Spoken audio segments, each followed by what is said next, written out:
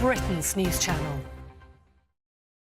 We're proud to be GB News, the People's Channel. And as you know, we always love to hear your views. Now, there's a new way of getting in touch with us at gbnews.com/your say. By commenting, you can be part of a live conversation and join our GB News community. You can even talk to me, Bev Turner, or any of the members of the GB News family.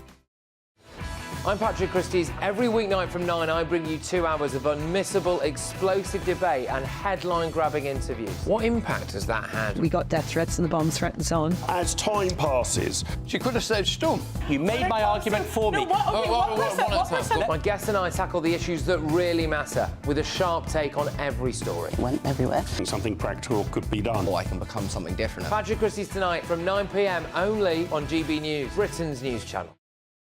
Hi there, I'm Michelle Dewberry and I'm going to take a second to tell you all about my show, Jubes & Co. We start off with the issues of the day. We then bring in both sides of the arguments. We get rid of the disrespect. And then you throw me into the mix. And trust me, I'll tell it exactly how it is. And then, of course, the magic ingredient, you at home. We mix it all together and what have we got, in my opinion, the best debate show in town. Monday to Friday, 6 till 7 on GB News, Britain's news channel. If you want your news to be straight talking... This is the nightmare for the Conservatives again. Down to earth. It's not just Nottingham where this is happening, is it? And most importantly, honest. Hard-working, middle-class taxpayers, they'll get their book thrown at them. Then catch me, Martin Daubney, Monday to Friday, 3 till 6 p.m. on GB News, Britain's news channel.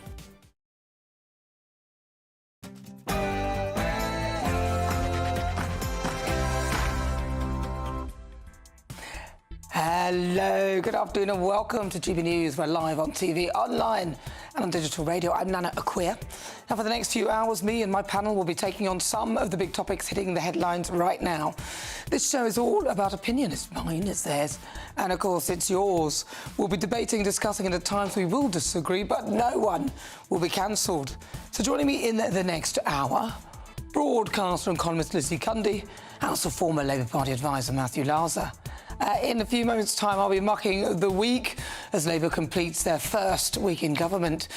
Former MP Nick Fletcher will be joining me live in the studio for my political spotlight, and we'll be speaking about infighting, Tory infighting, for goodness sake. When will they stop?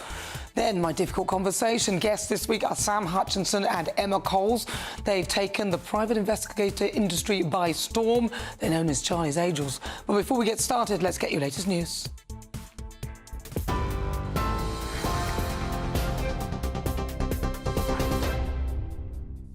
Good afternoon. It's 1 minute past 3. I'm Sophia Wensler in the GB Newsroom. Your top story this hour. A 34-year-old man has now been arrested in connection with the investigation into human remains found in 2 suitcases near Clifton Suspension Bridge. Armed police detained the man at Bristol Templemead Station and he'll be taken to London for questioning later. There had been a manhunt in the wake of the discovery of body parts, but police are now not looking for anyone else in connection with the incident. Investigators believe the remains found at an address in Shepherd's Bush are linked to those found in 2 suitcases in Bristol on Wednesday. The family of 3 women who were killed in a crossbow attack in Hertfordshire this week have said they are devastated. John Hunt and his daughter Amy issued a statement after the murders of 61-year-old Carol Hunt and her 2 daughters, 25-year-old Louise and Hannah, who's 28, who were attacked at their home in Bushey. It comes as a 26-year-old man has now been arrested on suspicion of the murders. In other news, the Ukrainian president says he can forget mistakes after Joe Biden referred to him as a President Putin at this week's NATO summit. It's the first time Volodymyr Zelensky's responded to the US president's gaffe. He was speaking to reporters in Ireland about the error, which has led to further questions about whether he's fit to run for re-election. However, Mr Biden, who's 81, has insisted he'll keep fighting. Speaking at a rally in Detroit, he's told supporters that not only is he standing as a Democratic candidate, but he'll also win November's election. You probably noticed there's a lot of speculation lately. What's Joe Biden going to do? Is he going to stay in the race? Is he going to drop out? Here's my answer. I am running and we're going to win. I'm not going to change that. But Professor of US Politics Scott Lucas told GB News most Democrats want Biden to step down. Some Democrat donors have already said they will not provide money to the campaign until the situation is resolved. In other words, until Biden steps down. You've mentioned those that have now said that they are planning to do so, but the Democrats are already losing some funds. And I think what you're going to see this weekend is, there's going to be a review by those high up in the Democratic Party of where they are in the financial situation. They're going to review the polling, which actually shows that Biden and Trump are still running neck to neck, but that a majority of Democrats do want Biden to step aside, and they're going to look at Biden's performance. An Israeli airstrike has targeted the mastermind behind the 7th of October attack, according to a security official. Officials in Gaza say at least 71 Palestinians have been killed in the strike on a designated humanitarian area. But Israeli officials say the strike targeted the head of Hamas's military wing in an open area where there were only Hamas terrorists and no civilians. Alec Baldwin's manslaughter case has been dismissed by a judge nearly 3 years on from the death of Helena Hutchins on the set of the Western film Rust in New Mexico. The cinematographer Helena was shot with a revolver that Mr. Baldwin was using in rehearsals in 2021. The trial collapsed 3 days into Mr. Baldwin's trial in Santa Fe. It is the second time the case against the actor has been dismissed, and he will not be tried again. A major music festival has come to a dramatic halt after a fierce storm swept through the grounds and tore down a tent. Footage filmed by witnesses shows panic as the storm hit, with people rushing to leave, even abandoning their belongings. Star acts like James Blake, Skepta and Royal Blood were silenced as organisers at Slovakia's biggest festival scrambled to evacuate the site. At least 34 people have been taken to hospital with injuries, while the remaining 30,000 attendees have been instructed to leave on special evacuation buses. In sport, the Princess of Wales will attend the Wimbledon men's singles final tomorrow and present the trophy. It will be her second public appearance since her cancer diagnosis was announced earlier this year after she attended Trooping the Colour last month. Princess Catherine has been a patron of the All England Lawn Tennis and Croquet Club since 2016. And staying with the news from the sporting world, England manager Gareth Southgate has admitted he wants England to win so much on Sunday it hurts. The squad face Spain in the Euro 2024 showdown tomorrow. It's the second time in a row they've reached the tournament's final after being beaten by Italy on penalties at Wembley in 2021. Those are the latest GB News headlines for now. I'm Sophia Wensler. More in half an hour. For the very latest GB News direct to your smartphone, sign up to News Alerts by scanning the QR code or go to gbnews.com/alerts. Good afternoon. It's just coming up to 7 minutes after 3 o'clock. This is GB News. We are Britain's news channel. I'm Nana Akua. Welcome. Now it's time to mock the week, and what a busy one it's been. Labour's first week in office. It began with Rachel Reeves vowing to overhaul the planning targets, and she pledged to build 1.5 million homes in just 5 years, declaring war on NIMBYs, calling herself a YIMBY. By the end of the week, it seemed that half of the cabinet were actually guilty and actually NIMBYs. Shabana Mahmood, the Justice Secretary, advised that it may be necessary to release prisoners early. Some only would serve 40% of their sentence to avoid prison overcrowding and create more, which meant that dangerous criminals may be released early. Great. Keir appointed Annalise Dodds as the Women's and Equality Minister. Only as she failed to define what a woman is, Annalise has promised to rewrite gender law. God help us. J.K. Rowling, Martina Navratilova and other feminist campaigners attacked Sir Keir Starmer for this appointment. Genius, really. Keir firmly drawing attention away from his inability to define a woman and placing it squarely on Annalise. Tony Blair resurfaced to warn us that Keir Starmer will have to put taxes up. More than £50 billion is needed, laying the ground nicely for that old saying that things will only get better, and that narrative that we eventually will have to raise taxes. And by Wednesday, Keir Starmer was on his way to the 75th NATO summit with his new Foreign Secretary David Lammy, who I think he once called Trump a Nazi, for goodness sake. Keir was non-committal on whether he would raise troop numbers and reinstated his commitment to increasing armed forces spend to 2.5% of GDP, but couldn't tell us when this would happen, a sort of committal non-commitment. Keir met Joe Biden and said that Joe was in good form. Really? Ukraine will prevail in this war, and we'll stand with them every single step of the way. That's what the compact says, loudly and clearly. And now I want to hand it over to the president of Ukraine, who has as much courage as he has determination. Ladies and gentlemen, President Putin. President Putin. He's going to beat President Putin. President Zelensky. I'm so focused on beating Putin, we got to worry about it. Of course, we got the tragic news of a man who's suspected of killing the wife and two youngest daughters of the BBC racing commentator John Reid. Incredibly, crossbows are legal. Terrible. Why on earth is this still the case? And then, of course, Ed Miliband cancelling all new oil and gas licences. The answer is blowing in the wind. It's been a mucky old week.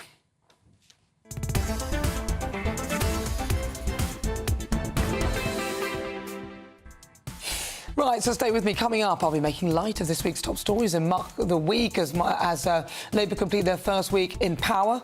Then, for this week's hot topic in my roundtable discussion, we'll be talking about whether you think it should be legal to buy a crossbow in England, Scotland and Wales. At 3:35, Rudy Geller will be joining me to discuss the latest from Israel and, of course, the Euros. Is it coming home? He can use his psychic powers to let us know. Then, joining me to shine a light in the political hot seat today is former MP Nick Fletcher. We're speaking about Tory infighting and what the future holds for the party. Then that is all coming up in the next hour. Tell me what you think on everything we're discussing. Send me your thoughts, post your comments, gbnews.com/your say.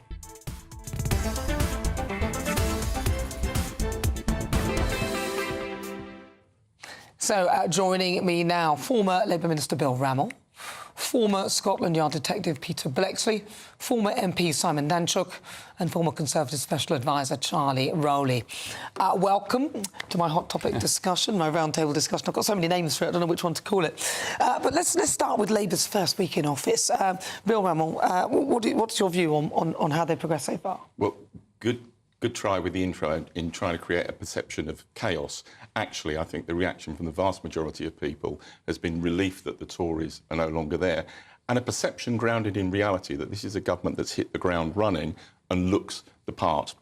Whether it's the commitment to house building, which we can deliver on, whether it's getting the public finances in shape, whether it's on the international stage, where what I was really struck by at the NATO summit was the degree to which virtually every world leader wanted to meet Keir, because with the massive majority he's got, there's a sense of stability at long last in the UK, where in many other parts of the world, whether it's France, the US, Germany, there's not. So I think a good first week. Still a long way to go. I don't think I was creating a narrative of chaos. I was just simply describing what happened. And if you think that sounds like chaos, God help us, you're Labour. Simon Danchuk. I think it's too early to say that we've got stability. I think the public are holding their breath in terms of what to anticipate from this Labour government. I agree, there was a lot of announcements. Some of them I would welcome, like house building, no doubt about that. I'm not keen on Ed Miliband being in government, never mind banning the drilling for oil and gas. I think that's a big, that's a big mistake. I mean, why shouldn't he be in government? Well, I just don't think he's up to the job. I think he's just not right, and I think he's there because he's friends with Keir Starmer. But in what way is he not right? Well, he was rejected by the public in 2015. They didn't want him as Prime Minister then. They didn't want him in government then. So I don't think he should be there. I think there are better people to do the job, to be honest. And I don't like his policies. I think he's far too green at a time when, yes, we all want sustainability, but at the same time, we don't want sky-high energy costs, and that's a major issue for the public. OK, Charlie Rowley. Well, I think two things. I think PR gets you so far, and I think, look, in the first week, Sir Keir Starmer looks like the Prime Minister. He walked into number 10 pretty confidently, gave a good speech in the House of Commons when the Commons came back together. He's toured the 4 nations, he's met with the devolved administrations, he's met with the Metro mayors, saying that he'll work with anybody. He's attended a NATO summit looking pretty good, pretty calm, pretty cool, collected. But that is a stark contrast to what you're seeing from the first week of a Labour government, where you've had Tony Blair, former Prime Minister, already revealing that taxes are going to have to go up, something which nobody voted for in this country. You've got a divide within the Labour Party over the two-child benefit cap, which is going to be a massive row coming down the tracks. You've got Rachel Reeves announcing, as you rightly said, that housing policy. 1.5 million homes over the next 5 years. That's something that the Tories had already done and committed to, and when they've been NIMBYs themselves in their own backyard. So we've got no real meat on the bones there. And, you know, talking and releasing prisoners. Yeah. I mean, who'd have thunk it? In the first week, the Labour government trying to release prisoners, they're supposed to be tough on crime, was in their manifesto. It's the total opposite. So what you see from Sir Keir Starmer is one thing, but what you're actually going to see from the Labour government is something quite different. Peter Blakeslee. Well, the Labour government are saying that the necessity to release these prisoners is because of the shambolic state that the Tory party got the prison estate into. Either way, it's very bad news. So violent offenders will not be eligible for the early release, nor will sexual offenders. I understand that. So in all likelihood, the people that are going to get released are the lower level thieves, as they might be called. I don't think there's any low level crime, because I've never met a low level victim. Victims are always victims. So what will happen is people that perhaps shoplift for a living are going to be released out onto the streets, and guess what they're going to do? They're going to add to the already catastrophic lawlessness that plagues our high streets, corner shops, you name it, and whereby 800 retail workers get abused or assaulted every single day. Mark my words, watch those figures go up. But you know what? Sometimes politics is performative. I'm genuinely shocked at what we've been left with by the Tories and that we've been forced into this decision. The former Justice Secretary was telling Rishi Sunak for 18 months that you have to act, and either you build new prisons or you adopt an early release scheme. And Sunak did absolutely nothing, and it's one of the most grossest derelictions of responsibility I've seen in government. But let's be fair on this, Bill. They've appointed somebody to be Minister for Prisons who believes that prisoners should serve a third of what current time they serve. So their agenda, Labour's agenda, is quite clear. It is to release prisoners early, earlier than half the term, down to a third of the term, because they've appointed a minister who believes in that. That's the reality of it. But you talk to any prison governor, and they will tell you that you need early release, otherwise you can't manage the prison population, because there's no incentive to behave nobody's arguing with that. But why not announce at the same time that you're going to start building more prisons? Why not do that? We've made that clear. We made clear during the campaign that there's going to be a national override over local objections to prison building. I remember discussing that on your programme. But how fast does it take them to build a prison? I mean, they could build a prison build houses and estates within months. Why can they not just build a prison quickly before they release people early? It doesn't make any sense. There are further prisons coming down the line, but they're so often bogged down with planning issues. So many politicians will say, build more prisons, until there's one planned in their constituency. And then they get a bit lukewarm over it all. And I think what's alarming is, look, make no mistake, there needs to be more prison places, and that hasn't happened. So you need to look at alternatives. But I haven't heard what alternatives there are other than just releasing prisoners early, which is not the answer. Now, I think I heard Harriet Harman say earlier on, there's about 40% of women that are in women's prisons that are foreign nationals. Well, they should be deported to free up those spaces. You know, are we looking at electronic tagging? Are we looking at tougher licensing when you're outside of prison? Are we looking at taking over when we had COVID, for example? I mean, I remember being in the Cabinet Office, we looked at old holiday camps like Butlins and, you know, things that, you know, where they weren't being used. Can you have alternative accommodation? You know, are there disused army camps or things that you can host people in? But releasing prisoners, whatever the state of the prison estate, the public do not expect a government in its first few days to just give carte blanche freedom to people who are, as Peter rightly says, are not low-level criminals. There are no such thing as a low-level victim. I think Peter's absolutely right in that. But let's put it in context. There was already a release scheme at 50% of the sentence, and it's now going to be at 40% of the sentence. So this isn't an earth-shattering change. And Charlie, you're just avoiding the question of how the last Conservative government consistently failed to resolve this problem. I guarantee it'll be window shattering, because I bet there's a few windows get put in by these prisoners when they're released and they go back to their thieving, burgling ways. The point that Charlie makes is a big one. It's foreign nationals. We are failing to remove foreign nationals back to their country of origin. And I'll give you an example. The Rochdale grooming scandal. I campaigned endlessly to try and get the perpetrators sent back to Pakistan. But weren't many of them born in this country, though? A lot of them were British born in Pakistan. No, come on, they had dual nationality. They were quite... It was easily possible to return them to their country, but successive Home Secretaries failed to do that because of the judicial system that we have in this country. Is people like Keir Starmer, I might add, who have made a considerable amount of money from defending these people. We need to return more foreign nationals. He may have had to do that, though, because sometimes when you work in the legal profession, you don't really get a choice as to who you have to defend. So, you know, that's not entirely... You can't really blame him fully for that. But, Bill, I come back to your point where you say that the last government left the place in a mess. All new governments always say that. And to be honest, they were we all existed in that environment before the Tories, you know, whilst the Tories were in government. We know they made a mess of it, but we already knew that. So I don't understand why the Labour Party pretending to be surprised. And also, you were also part of that government. I know you weren't the movers and shakers, but you are all still voting and making decisions in Parliament. Well, the Labour Party was part of it. Well, yeah, you were part of the entire government, so you have Conservative, Labour and all the people... We were the opposition. You were the opposition, but the government includes all those people who are MPs for all parts of different parties. Alex Chalk on your programme, the former Justice Secretary who banged his head against a brick wall for 18 months, telling Rishi Sunak he needed to do something about the prisons for us, and he ignored it. But what I'm saying is I hear that, but then you're only confirming my point that you guys were already aware of the situation. Instead of you saying that they're so surprised about it. But before and you we've said... had to act. Yeah, but before you just said that you were surprised about it, so I'm saying, well, I'm not buying the fact that Labour government... I said I was angry. No, you really didn't. angry. You didn't. We're going to have to play this back to you. Right, we'll stay with us. Joining me, former Labour Minister, that is Bill Bramwell, former Scotland Yard detective Peter Blakeslee, former MP Simon Danchuk and former Conservative Special Advisor Charlie Rowley. Stay with us, but... There's still plenty of time to grab your chance to win £30,000 in the Great British Giveaway. It's our biggest cash prize ever, and that could be yours. Here's how you could win. It's our summer treat to you. Your chance to win an incredible £30,000 in tax-free cash. Our biggest cash prize of the year so far. With an extra £30,000 in your bank account this year, you could take the ultimate financial holiday and send some of those day-to-day financial stresses packing. £30,000 could get you those nagging home improvements done, buy that brand new car, or just enable you to kick back and relax for the rest of the year. For another chance to win £30,000 in tax-free cash, text cash to 63232. Text costs £2 plus one standard network rate message. You can enter online at gbnews.com/win. Entries cost £2. Or post your name and number to GB07 PO Box 8690 Derby DE1 9TT. UK only. Entrance must be 18 or over. Lines close at 5 p.m. on the 30th of August. Please check the closing time if listening or watching on demand. Good luck.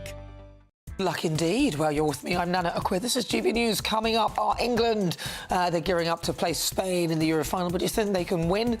And then Joe Biden has fallen foul of yet more gas. We cross live to Tel Aviv to speak to Uri Geller. Next, though, should it be legal to buy a crossbow? This is GB News.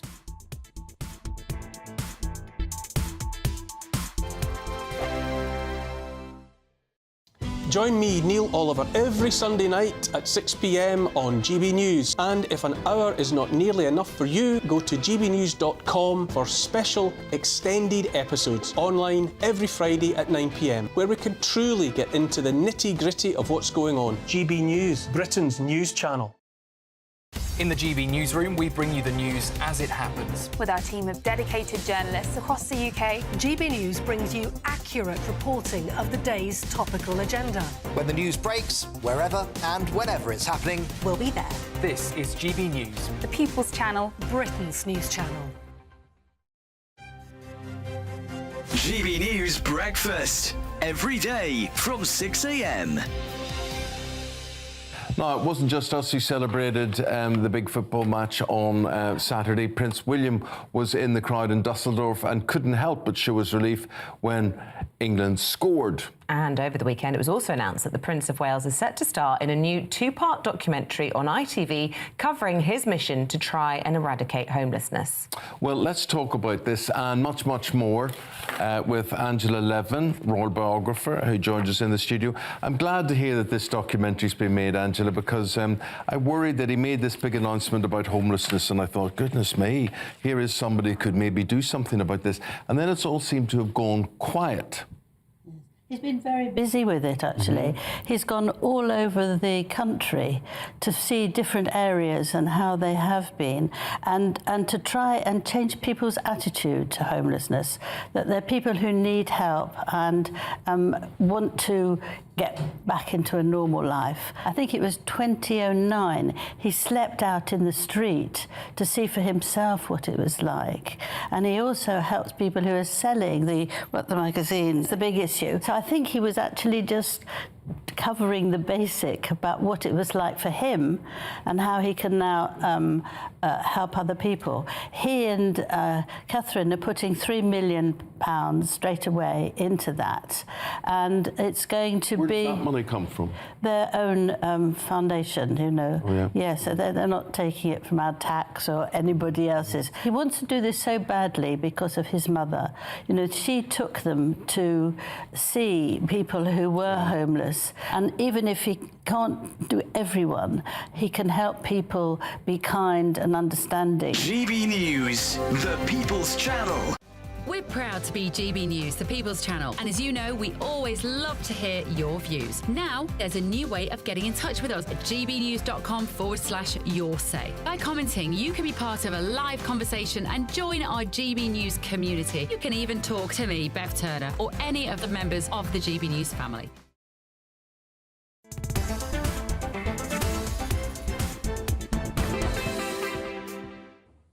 Good afternoon, welcome. This is GB News, 24 minutes after 3 o'clock. I'm Nana Akua. Now, the family of the 3 women who were killed in the crossbow attack in Hertfordshire this week say that they are devastated. 61-year-old Carol Hunt and her 2 daughters, 25-year-old Louise and Hannah, who was 28, were attacked at their home in Bushey. 26-year-old man has been arrested on suspicion of the murders.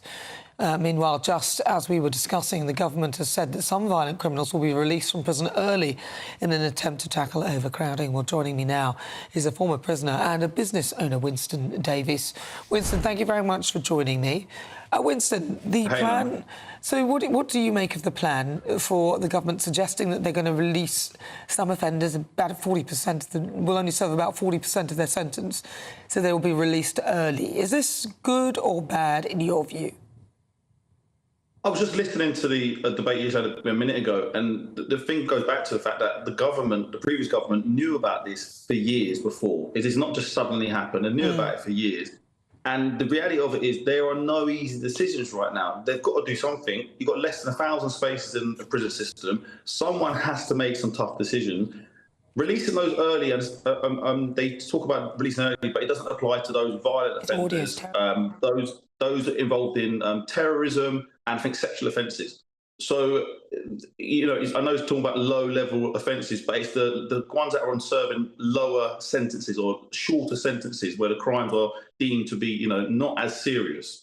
And if that's what they need to do in the immediate term, OK, that's what they need to do in the immediate term. But realistically, long-term, they need to put a long-term solution, not just put a plaster over it and say, oh, we're just going to, you know, release them early and that's it. They've got to look at a long-term solution. I think that involves... I think that's what people are concerned about. Just saying they're going to release them early. Oh, that's great. What are you going to do with them? I mean, is this going to be like people who, you know, with the prisoners, people who suffer mental health, who have literally nowhere to go either? Now, before you go, because your audio is a bit choppy at the moment, I want to ask you briefly. I want to ask you briefly about crossbows. What's your views on the fact that people can buy them? Yeah, I mean, there's no real legal reason to have a crossbow. I mean, it's like a medieval weapon. You know, you don't need it. That's an easy thing to outlaw. I mean, I don't know why there is. I mean, in terms of murders with crossbows, there's only been 10 in the last 10 years, but that's 10 too many. You don't need them. Get them off the streets. But if someone's intent on going out and murdering someone with a crossbow, knife, gun, they're going to find a way. But this is an easy decision for the government to make and just make this illegal. So it's not a big thing to consider. Just make them illegal. Yeah, Winston, thank you very much. Really good to talk to you. That's Winston Davies.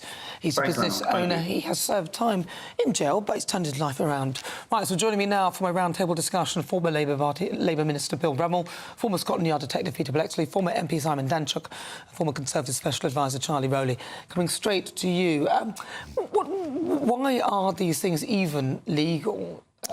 Because they're used for sporting and hunting purposes, a pretty narrow amount of people that use them, but archery clubs and such like use them.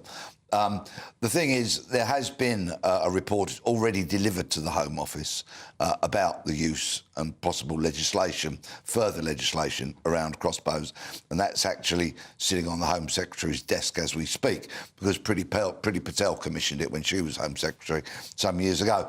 So it's all there, waiting for the government to peruse and then come to some kind of decision. I expect there will be further legislation put in front of Parliament fairly soon with some kind of banning or licensing of them, which may be all well and good, but the question is, of course, who is going to oversee the licensing? Who's going to impose the laws, and will they be effective when you can so easily buy one on the internet, unfortunately? I mean, Charlie Rowley, how long does it take them to put this sort of legislation through?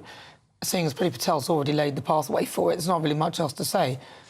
No, I mean, it shouldn't take that long. And, you know, if I was an advisor in the Home Office, which I wasn't, by the way, but, you know, if I were, and if I was, you know, next to a minister now, I'd be saying, first of all, if it's taken that long since it's been on, since commissioned by Priti Patel, well, what has been going on since? And I don't think that's just a criticism of politicians, but I think clearly the Home Office has got so many issues, but officials within the Home Office should have, I think, sped this thing up. But what pains me is that we're talking about these crossbows, which I think we'll all probably agree that you shouldn't just be able to walk into a shop and buy a crossbow. Yeah. But we're still talking about banning knives and banning these zombie knives that you can buy online. Why on earth has there not been the legislation there already? What have successive Home Secretaries, whether that's Suella Braverman, very happy to criticise her, and anyone else in that role, why have we not banned these weapons? Why are we not, you know, catching these criminals? Why are we not shutting down those online companies or finding the people that have got them to bring them to justice? It would be, I mean, I'd be banging my head if I was an advisor in the Home Office. I've got a measure of agreement with Charlie on this. I think there's a cultural issue at the Home Office under successive governments. It's been absolutely hopeless. Priti Patel committed to banning crossbows 3 years ago, and it was only in February of this year that the Home Office asked for evidence. That's a shocking delay. Now, Yvette Cooper has said she's going to move very quickly on this. I think they should be banned. I also think we need to look at sentencing. I've made clear that we lock people up for minor crimes too easily, but for violent crimes, I was looking at it this morning, the average sentence, custodial sentence for a violent crime is 21 months. That's too little. I agree with Bill. I mean, 3 years to get from Priti Patel announcing this review to where we are now, I mean, it begs belief. Why does it take so long? And people will quite rightly say, had the Home Office been able to move faster, they might have actually saved lives in this instance. And that's a fair judgment, I have to say. There's no justification for people, the public, being able to go out and buy these weapons. That's the reality of it. As Winston said, these are medieval weapons from a bygone era, and I think the sooner we ban them completely, the better. Although you say that, some of them are able to act almost like semi-automatic rifles, so they can fire rounds of these things, so it's actually quite a frightening thing. Peter Blakeslee, in your experience, is it reasonable to be able to ban these things and actually get them out off the streets and stop people from even buying them online? You can ban as many weapons and knives and machetes as you like. The question is, will the police effectively impose that law? Will they be supported in doing lots of stop and search, for example, to try and detect these weapons and take them off the street and arrest people? I was with Frontline Police only last week, and they were told, if you can possibly avoid it, don't arrest people, find other resolutions. That's the current state of the malaise within the British policing system. So do you think Charlie Keir Starmer is right, then, to be focusing on this as heavily as he is? And his solutions that he's coming up with, do you think they are sort of in the right direction? Well, I think we've got to do something, and obviously, you know, I think it's the time that it's taken that everyone said in terms of, you know, banning the weapons. But you know, whether you've got to, well, it's, you know, the narrative in the country is that we've got, you know, prisons being released early on the one hand, and yet violent crime taking place across the country on another. The two don't go, you know, particularly hand in hand. And just on, you know, I mean, I'm from Hertfordshire, and it's, you know, it sent shockwaves through the whole community. And you know, the case is tragic. But if ever you needed an example, I mean, there was a plot, I think, a couple of Christmases ago, where there was some chap in the bushes of Windsor Castle trying to assassinate, you know, the late Queen. You know, if that was not an example enough to make sure that you're cracking down on these kinds kinds of weapons and these kinds of individuals, then I don't know but what it is. that's why Priti Patel committed to the review, and it's taken 3 years. Yes. And that's unacceptable. Final word to you, Simon Tenchuk. Yeah, well, we have to do something, but Yvette Cooper, the new Home Secretary, has got a lot on her plate, and improving the police force and giving them the powers and ability to police effectively is one of the biggest challenges. Right, well, listen, thank you very much to my roundtable discussioners. I think we could go on for an hour with the search. I quite enjoyed it. Well, listen, thank you very much. Former Labour Minister Bill Rummel, former Scotland Yard Detective Peter Blexley, former MP Simon Tenchuk, former Conservative Special Advisor Charlie Rowley. Right, well, you're with me. I'm Nana Akua. This is GB News, 33 minutes after 3 o'clock. Coming up at 4, my niggle on Prince Harry, who was awarded for the Invictus despite a veteran's mother's criticism. But first, let's get your latest news headlines.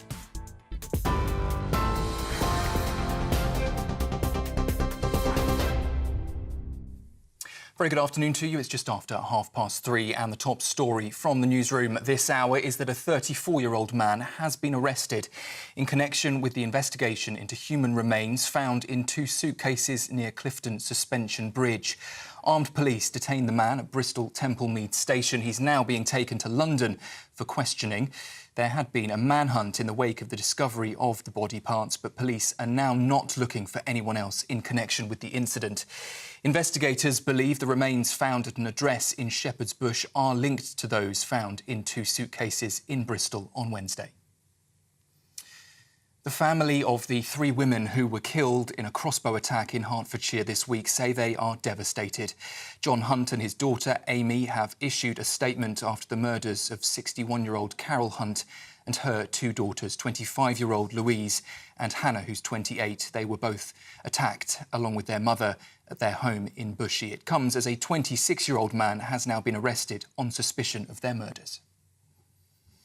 An Israeli airstrike has targeted the mastermind behind the 7th of October attacks. That's according to an official in Israel.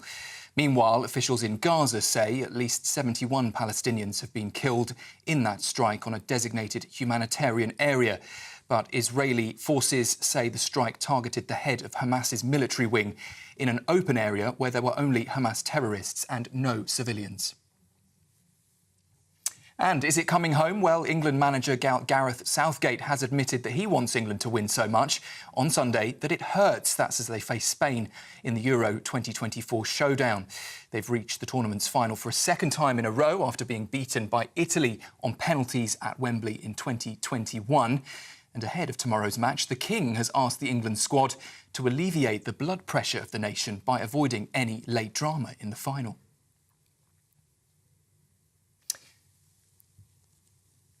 Those are the latest GB News headlines for now. I'm Sam Francis. More throughout the rest of this afternoon with Nana, and I'll be back with another update at 4 o'clock. For the very latest GB News direct to your smartphone, sign up to News Alerts by scanning the QR code or go to gbnews.com/alerts.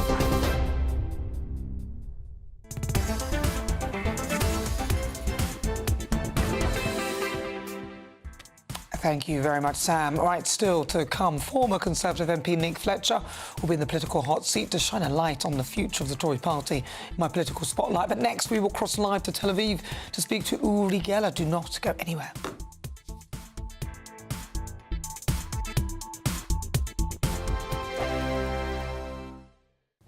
Hello, good afternoon. This is your latest GB News weather forecast provided by the Met Office. The search for summer really is on hold at the moment for many of us. Disappointing conditions this weekend. High pressure is tantalisingly close out towards the west, but it is this low pressure in the North Sea that is driving conditions for a good chunk of us today. Particularly down the eastern side, very cloudy with continuing outbreaks of rain and drizzle this afternoon, persistently turning heavy even to this evening and overnight for parts of the Scottish borders, Northumberland, down into North East Yorkshire as well. Do watch out for that.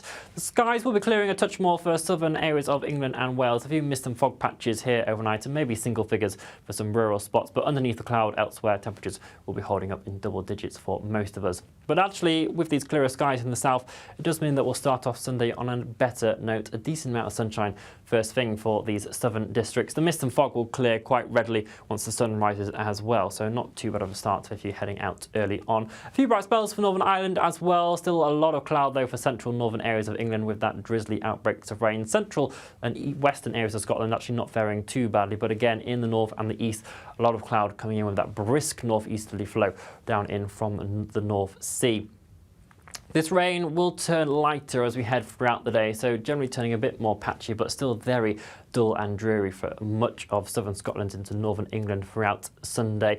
A few showers possible elsewhere, but really holding on to a few brighter spots also. And in that brightness as well, temperatures a little up compared to where we have been today, around 20 to 23 degrees Celsius for central Scotland, into parts of the south as well, but still very cool and disappointing in that central area. The rain will ease off as we head into Sunday evening, just in time for any outdoor viewing parties for the Euros Grand Final. And as we head into the next week, though, do be prepared for more areas of low pressure, rain and showers to start arriving. Enjoy the rest of your weekend. Bye-bye.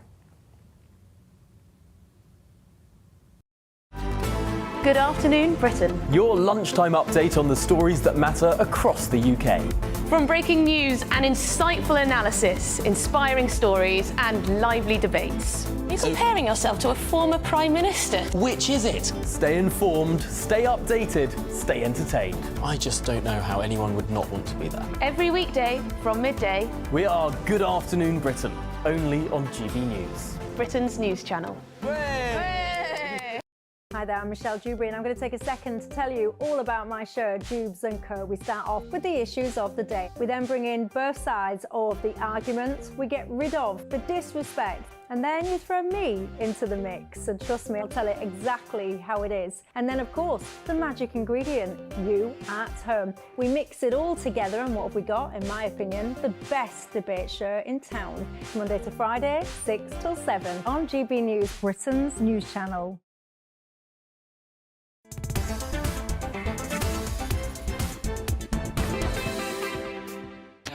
Welcome back, 29 minutes after 3 o'clock. If you just tuned in, welcome. This is GB News. We're Britain's news channel. I'm Nana Akua. We're live on TV, online and on digital radio. Now, as England are gearing up to play Spain in the Euros final, can you believe we are there? And President Joe Biden has fallen foul of yet more gaffes.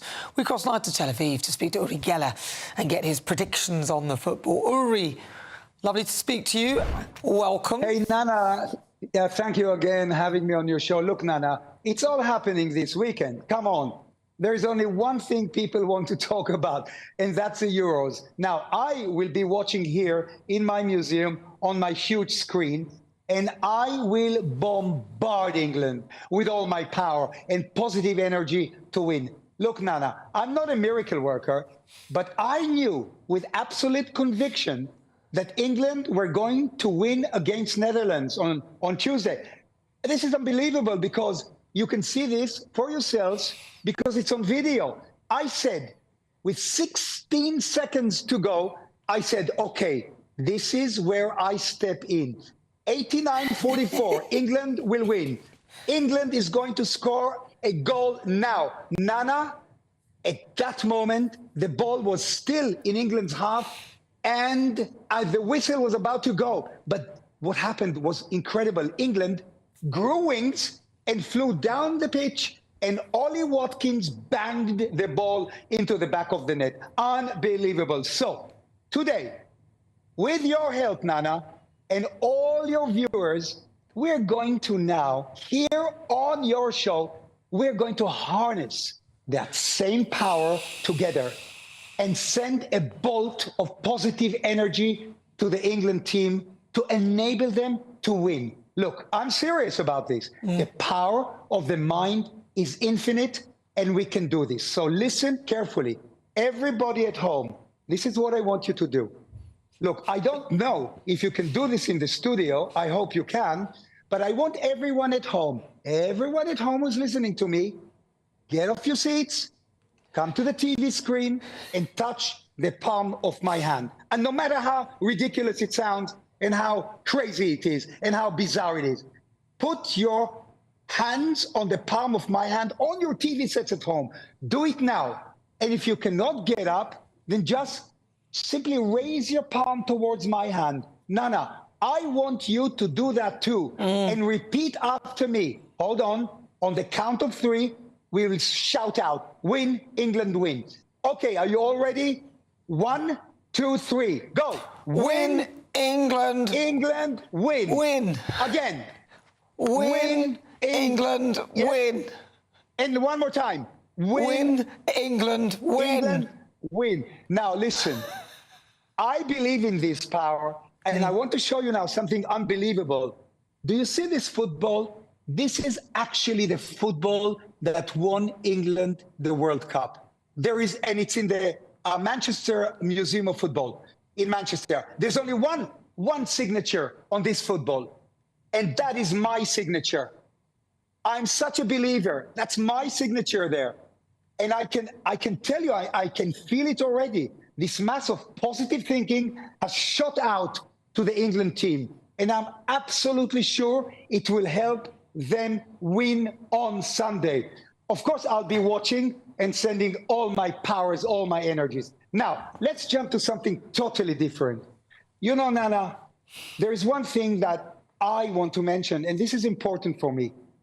Just recently, and this is something that no psychic power on earth can help with, and that's what's going on in America.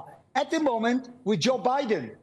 Joe Biden says his vice president is a woman called Trump, and he calls President Zelensky Putin. I mean, to his face, Nana. And this is the guy with the nuclear codes, the nuclear weapons, and he doesn't know where he is and who he is. So I can't read Joe Biden's mind because there's nothing in it. There's nothing there. So good luck to England tomorrow. I love you all. Don't forget, send the powers of your mind to England tomorrow, and God willing, they will win. Bless you all. Uri Geller, such a pleasure. Finally, if you're going to predict the score, you've got about 10 seconds. What do you think the score will be? No, don't put me on the spot, but look, I want it to be 2-1 for England, of course. But everybody, you know, listen, Spain is Spain, yeah? It's a tough match. But hey, come on, everybody. Win, England, win. Love you. Love you. Thank you, Uri. That is Uri Geller with his thoughts on football and all things stateside. Get in touch, gbviews@gbnews.com or gbnews.com/your say. This is GB News. Next, former MP Nick Fletcher will be in the political hot seat to shine a light on Tory infighting following the election defeat and the future of the Tory party in my political spotlight. Do not go anywhere. Sunday with Michael Portillo from 11, only on GB News. Welcome back. Stefan Kyriazis has, as ever, been to the theatre and saw one of the most successful performers of the modern age, one who has made his name in different genres on television and is always a magnetic presence on the stage. About whom are we talking, Stefan? We're talking about James Corden at the Old Vic for The Constituent and its Traverse staging. So audience on either side, and it's a fantastic experience. But also it's been done this time to bring everything in a lot and make it quite intimate, because you just have one simple set. It's just a table, office space. This is a new play by Joe Penhall, and it's addressing very, very current issues of safety, especially for people in public service, doctors, nurses, teachers, and of course, as you know, politicians that are at risk and being attacked. So we have Joe Cox, Sir David Ames, and we have politicians talking about cancelling their surgeries, not wanting to appear in public, teachers being threatened. And James Corden plays an ex-serviceman who is going through a difficult divorce, dealing with a lot of PTSD, also feeling very much like fathers are overlooked, and he wants to fight for their rights. And an old school friend is a local MP, played by Anna Maxwell Martin. And he goes in to start talking to her, and it starts off quite chummy and jovial, and then it darkens and darkens. He gets quite aggressive and frustrated. She wants to help. She's an absolute idealist. This politician sense of we don't choose who we work for. You know, we are here by duty to work for everybody in our constituency. It spirals a lot. I have to say, Corden, sensational. Really? He really is a fantastic actor. Of all of them, he's so natural, and he has the most difficult role where his character is shifting all the time and becomes potentially quite threatening and dangerous, but then there's also a beautiful catharsis at the end. The People's Channel. I'm Patrick Christie's. Every weeknight from 9, I bring you 2 hours of unmissable, explosive debate and headline-grabbing interviews. What impact has that had? We got death threats and the bomb threats on. As time passes, She could have saved Storm. you made my argument for me. My guests and I tackle the issues that really matter with a sharp take on every story. Went everywhere. Something practical could be done. Or I can become something different. Patrick Christie's tonight from 9 p.m. only on GB News, Britain's news channel. Are the newspapers getting you down? My wife didn't divorce me that month. Struggling to separate the wheat from the chaff? I know that it's a bit of a circus at the best of times. Well, don't worry, Headliners has got you covered. We'll take the burden of reading the day's news, and if we get depressed, who cares? It's an occupational hazard, frankly. That's Headliners on GB News from 11 p.m. till midnight, and the following morning, 5 till 6 a.m. on GB News, the comedy channel. Nah, just kidding. Britain's news channel.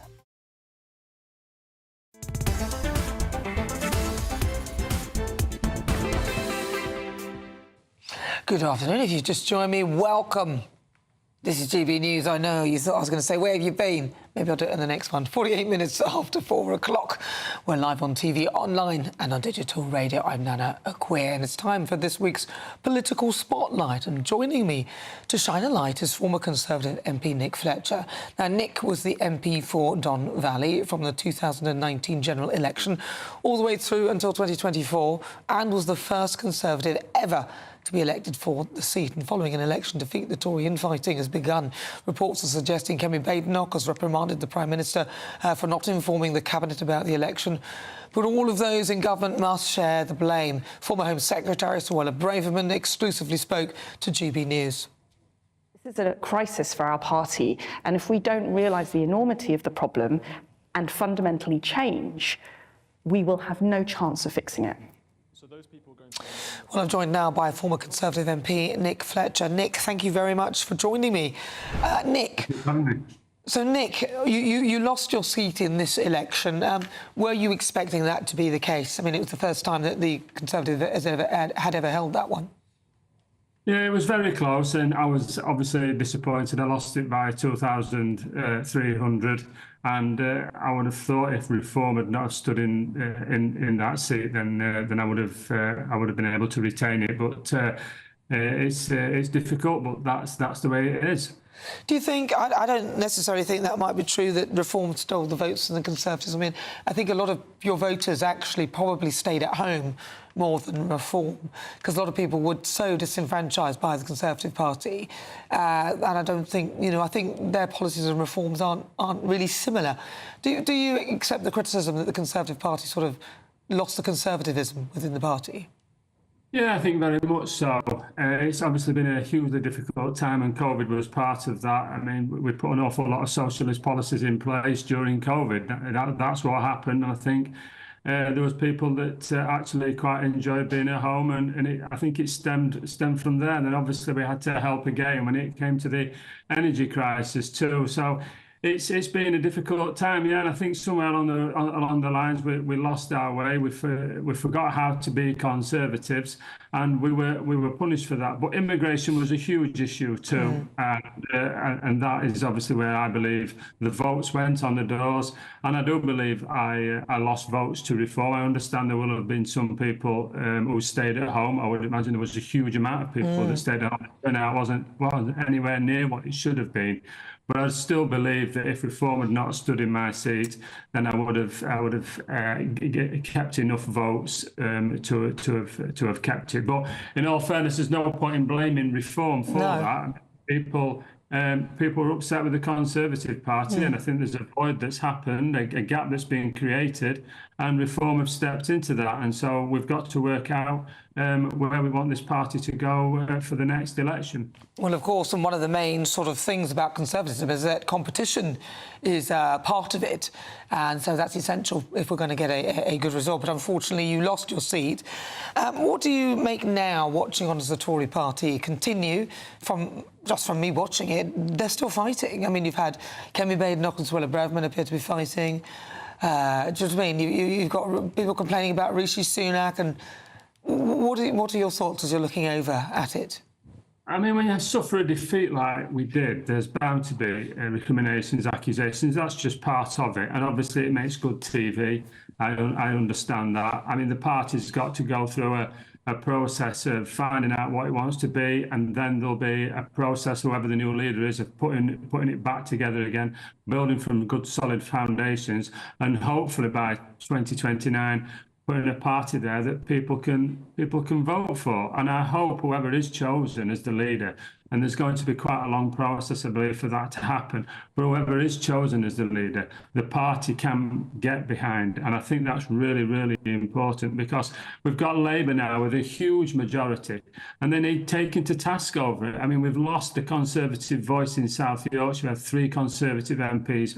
We've got none now. We've got a combined authority that's Labour. We've got 4 Labour councils. We've got a Labour government. There's going to be no scrutiny over that. And unfortunately, socialists have got a history of being ridiculously poor with economics, and I'm afraid we are in for a tough time, which is why we need a good opposition. Yeah, but unfortunately, as you said, the Conservative Party appeared to be socialists whilst in office. So you're absolutely right.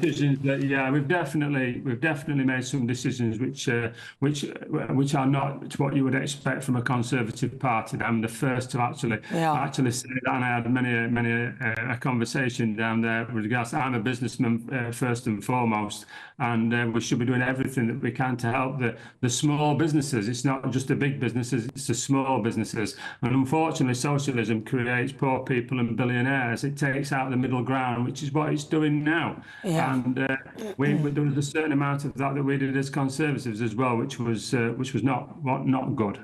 OK, well, we've not got long left. So who do you think should lead your party?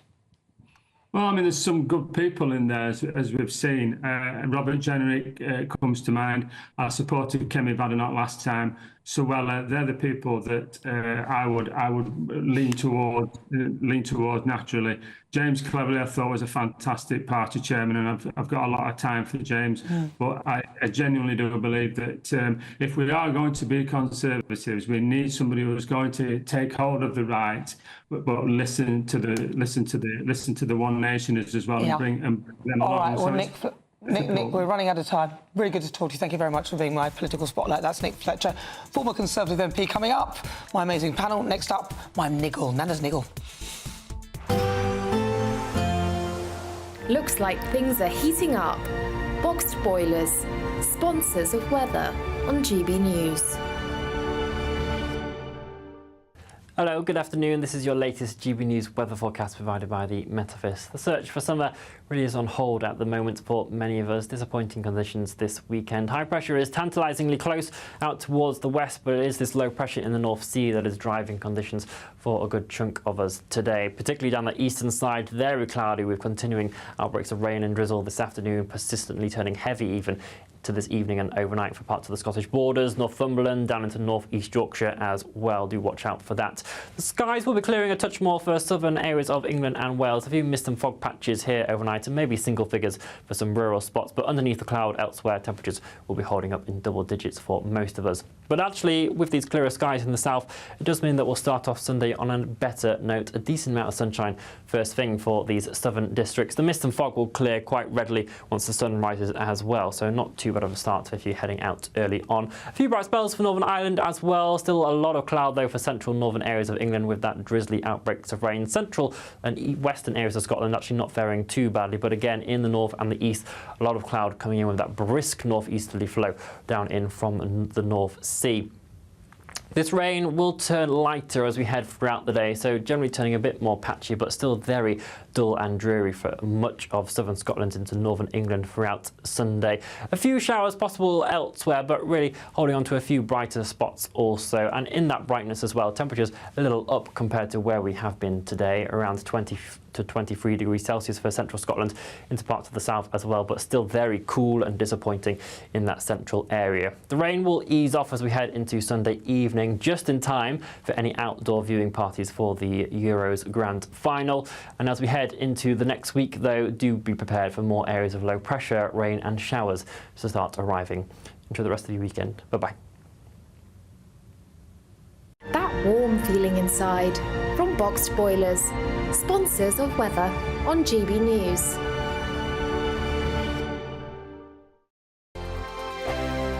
£30,000 in tax-free cash really could be yours. It's our biggest cash prize of the year so far, and you could be getting that winning call from us to tell you that you're our next Great British Giveaway winner. Oh, I can't believe this. Oh my God, this is amazing. That is absolutely fantastic. We're over the moon. I've never won anything like this in my life. Oh, you shocked me. I never won a penny in my life. If I was there, I'd buy you a drink. For another chance to win £30,000 in tax-free cash, text cash to 63232. Text costs £2 plus one standard network rate message. You can enter online at gbnews.com/win. Entries cost £2. Or post your name and number to GB07 PO Box 8690 Derby DE1 9TT. UK only. Entrance must be 18 or over. Lines close at 5 p.m. on the 30th of August. Please check the closing time if listening or watching on demand. Good luck. We're proud to be GB News, the People's Channel, and as you know, we always love to hear your views. Now, there's a new way of getting in touch with us at gbnews.com/your-say. By commenting, you can be part of a live conversation and join our GB News community. You can even talk to me, Bev Turner, or any of the members of the GB News family. Every Saturday, 10 till 12, we'll bring you all of the news that you need to know. We'll also remind you that there is so much to smile about. It's my favourite time of the week. I get to relax, enjoy some light-hearted stories, and let Ellie teach me about fashion too. That's Saturday Morning Live, every Saturday, 10 till 12. Only on GB News, Britain's news channel. Sunday nights on GB News. From 6, Neil Oliver. At 7, it's Free Speech Nation with Andrew Doyle. At 9, Mark Dolan. And at 11, get set for the week ahead with headliners. Tomorrow's papers tonight. GB News, the People's Channel, Britain's news channel. Good afternoon, Britain. Your lunchtime update on the stories that matter across the UK. From breaking news and insightful analysis, inspiring stories and lively debates. You're comparing yourself to a former Prime Minister. Which is it? Stay informed, stay updated, stay entertained. I just don't know how anyone would not want to be there. Every weekday from midday. We are Good Afternoon Britain, only on GB News. Britain's news channel. Hi there, I'm Michelle Dewberry and I'm going to take a second to tell you all about my show, Jubes & Co. We start off with the issues of the day. We then bring in both sides of the arguments. We get rid of the disrespect. And then you throw me into the mix. And trust me, I'll tell it exactly how it is. And then, of course, the magic ingredient, you at home. We mix it all together and what have we got, in my opinion, the best debate show in town. Monday to Friday, 6 till 7 on GB News, Britain's news channel.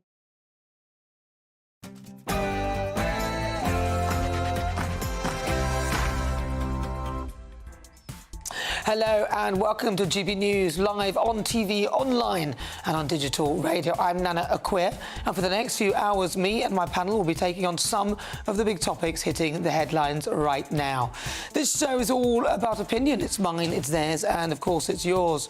We'll be debating, discussing, and at times we will disagree, but no one will be cancelled. So joining me now, author and broadcaster Lizzie Cundy, and also former Labour Party advisor Matthew Laza. Still to come in my Great British Debate, we'll be discussing your thoughts on everything to do with the government and all the other stuff that's going on. Joe Biden, does he pose a risk to national security? You saw all the gaffes that he made. And then, in my difficult conversation, my guests is two private investigators who'll be telling me all about their work and what they do with their job. Then Angela Levin will be live in the studio to give us the latest from behind the palace walls. And on the menu, of course, Prince Harry picking up that award. The gall of him. Stay tuned, loads more still to come. But first, let's get your latest news headlines with Sam Francis.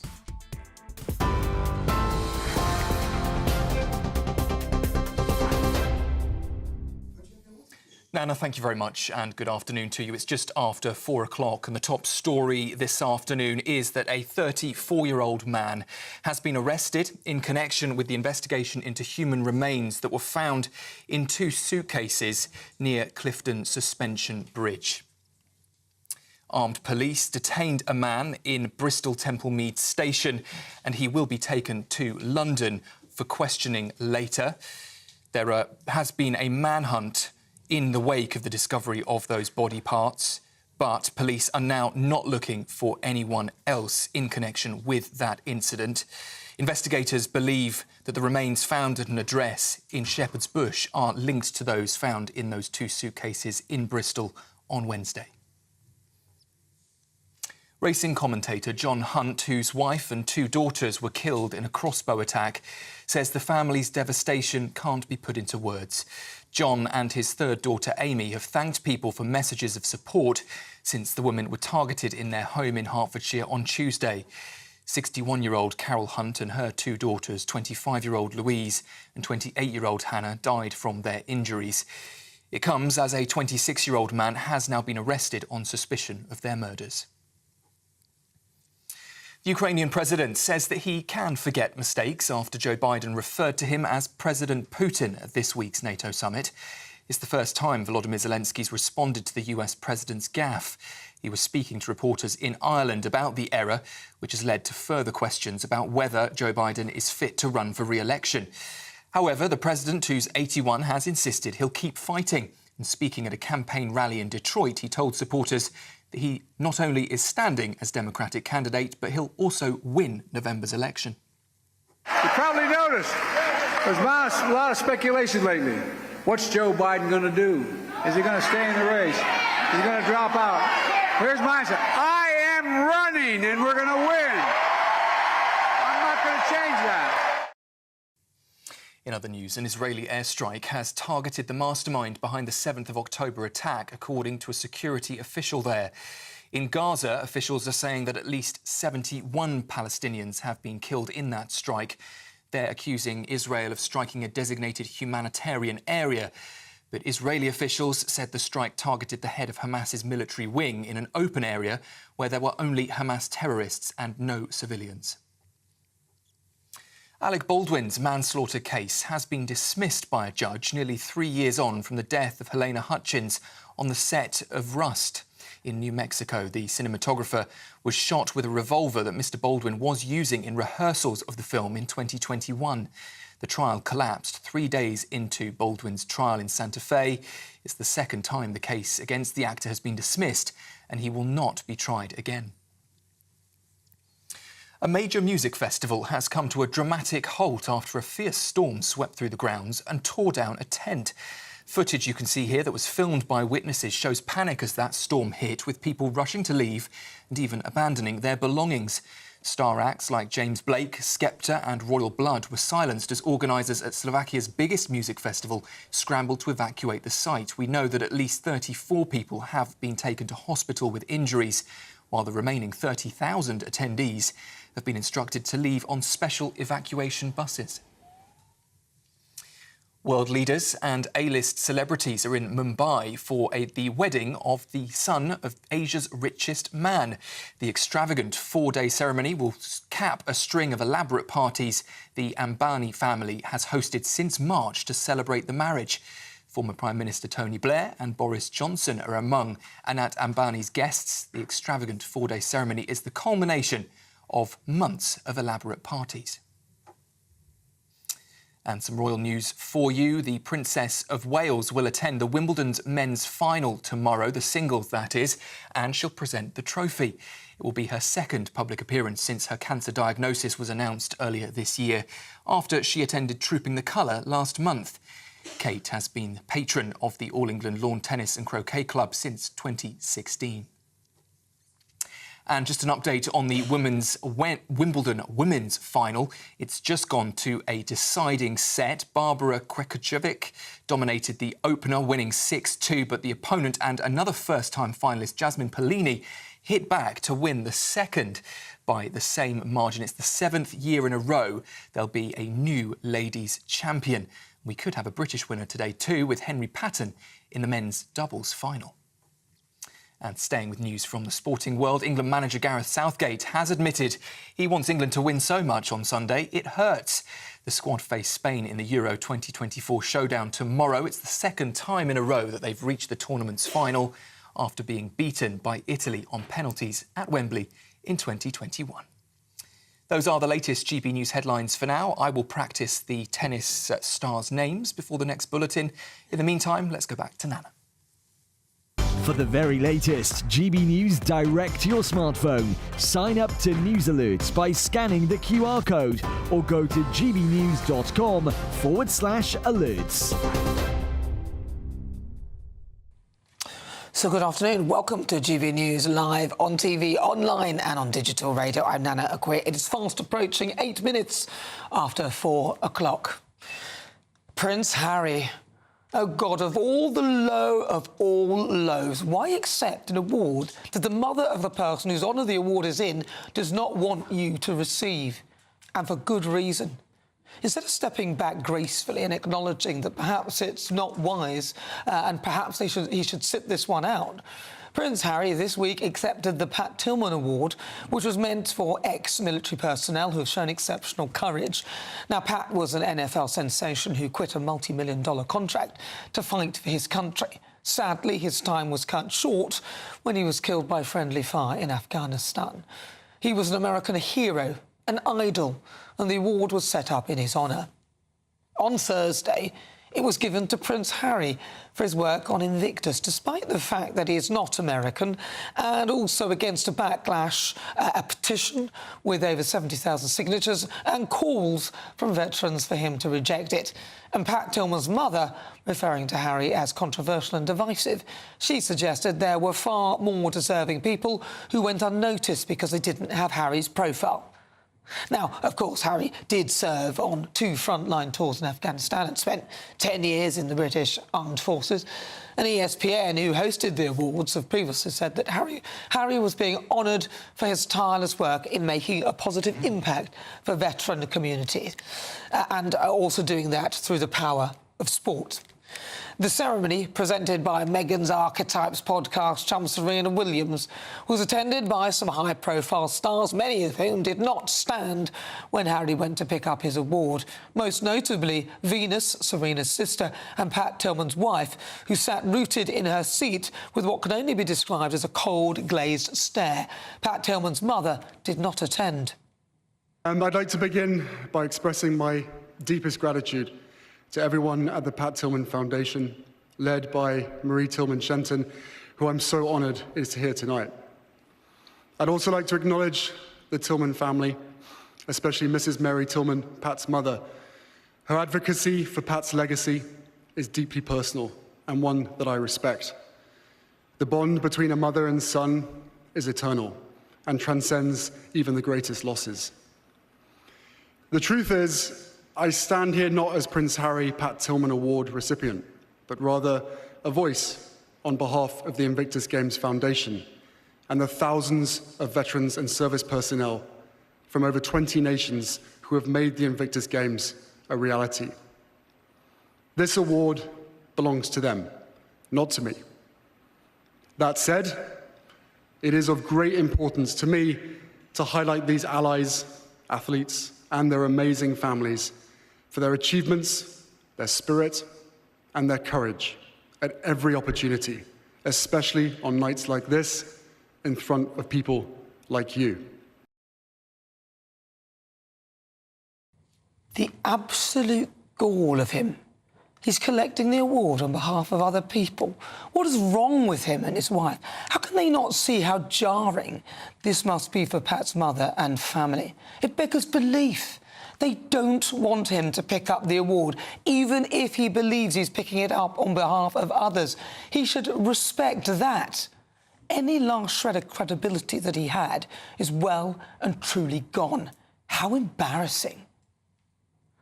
Whilst here in the UK, the family, the royal family, has practically pretty much turned his back on, are going through a tough time, to put it mildly. but a wonderful rainbow on the horizon. The beautiful Princess of Wales, Catherine, will be presenting the men's final trophy at Wimbledon tomorrow. We wish her all the best. Thank God.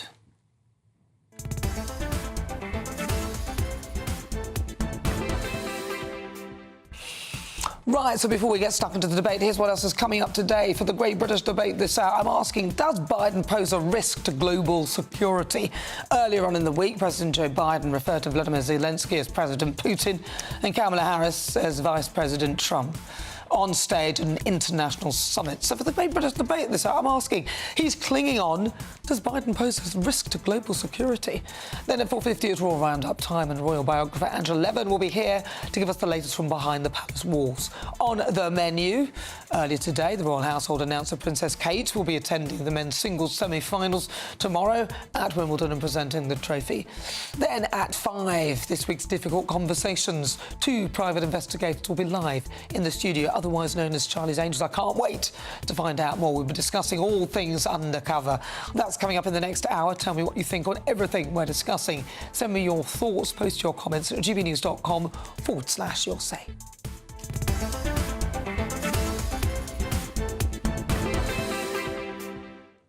Right, let's get started. Let's welcome again to my panel broadcaster and columnist Lizzie Cundy, and also former Labour Party advisor Matthew Larser. Good afternoon. Welcome.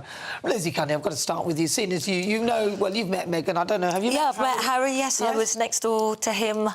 I don't think he was too happy about it. At the World Cup in South Africa, I was his neighbour in the hotel room. When was that? That was in 2010. Oh, wow. In Johannesburg. So I saw Harry a lot, and he was a very different man than he is today. But I have to say, I am totally shocked. I'm embarrassed and actually appalled he accepted this award. He should have declined. And for me, he has disrespected Pat Tillsman's mother, and I don't think you can get much lower than that. There was also a petition with over 70,000 veterans and fellow military that signed saying this was a disgrace if Harry was to get this award. Now, why didn't he just, for once, step back and say, maybe for once I should not do this and decline and do the gracious thing?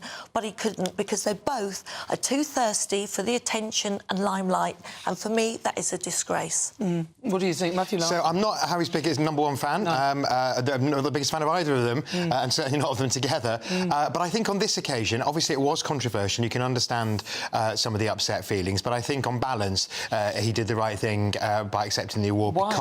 Because to highlight the work of the Invictus Games, to give it high profile in the States, which clearly it did, and on behalf of all those veterans who take part in it. So, I mean, he was quite clear it wasn't for his courage, it was for their courage. The award was given to him personally, so it's all very well him saying I'm passing over the award to somebody else, but the award was given to him. So on that basis is why he has the award. On that basis, if the mother of the person who is honoured through this award is saying no, and there's a petition of 70,000 signatures, and veterans coming out and saying decline it.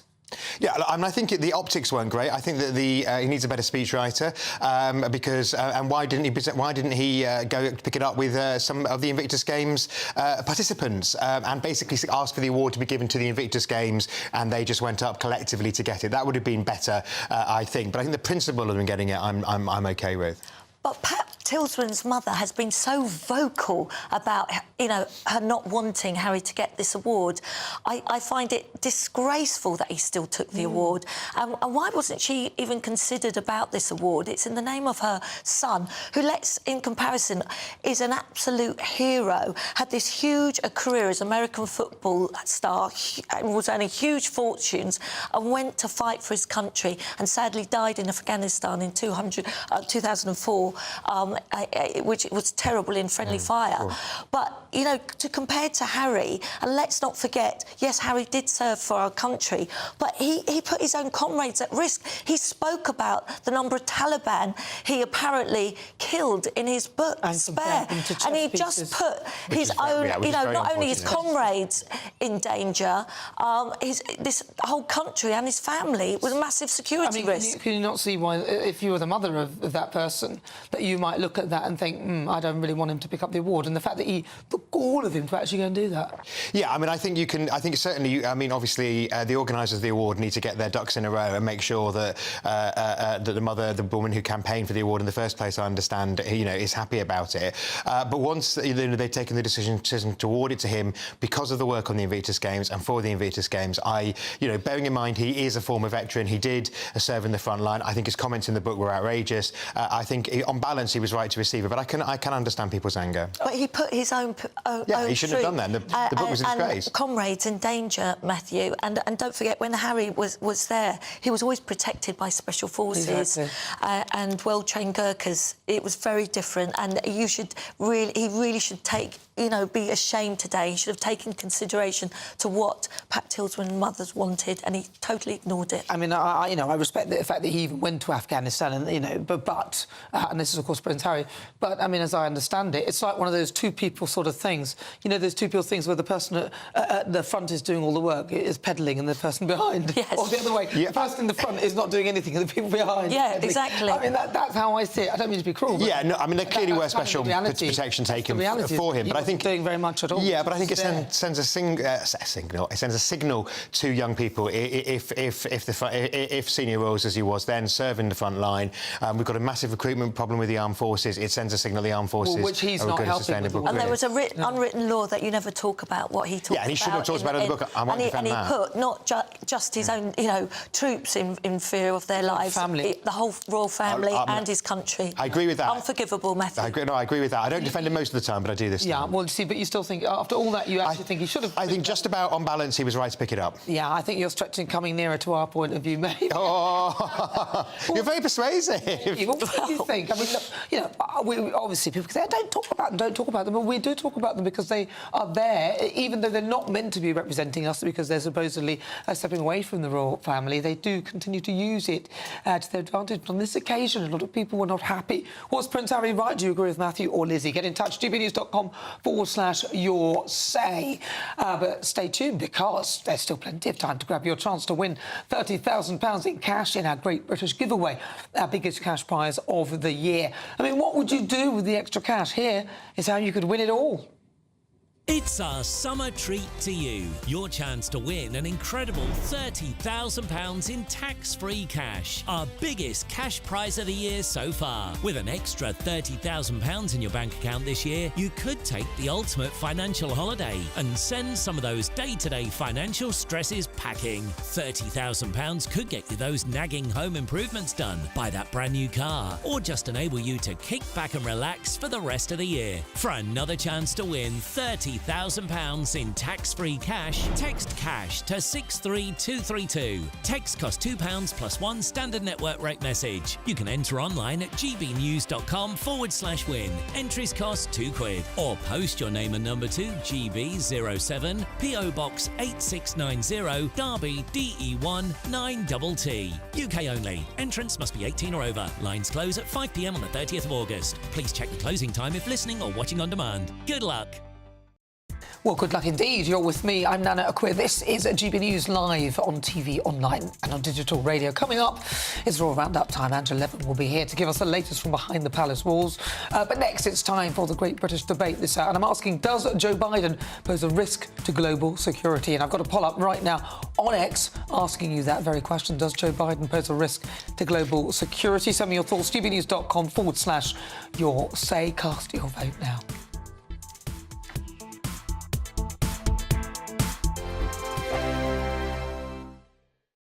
In the GB Newsroom, we bring you the news as it happens. With our team of dedicated journalists across the UK, GB News brings you accurate reporting of the day's topical agenda.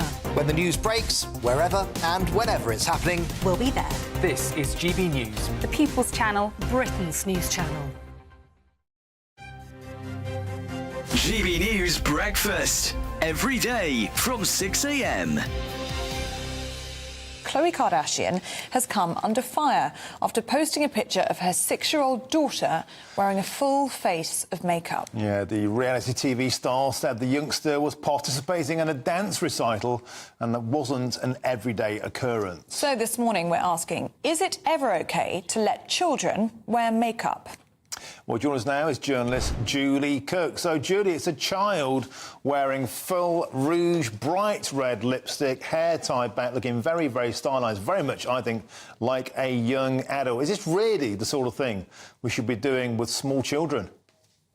Oh, I think it's absolutely fine. I mean, first of all, in Khloe Kardashian's case, it was a dance recital, so it was very much a kind of performance element to it. She said herself in her post, it wasn't something they do every day. She was taking part in a dance activity. So, you know, I think she's vindicated on that front.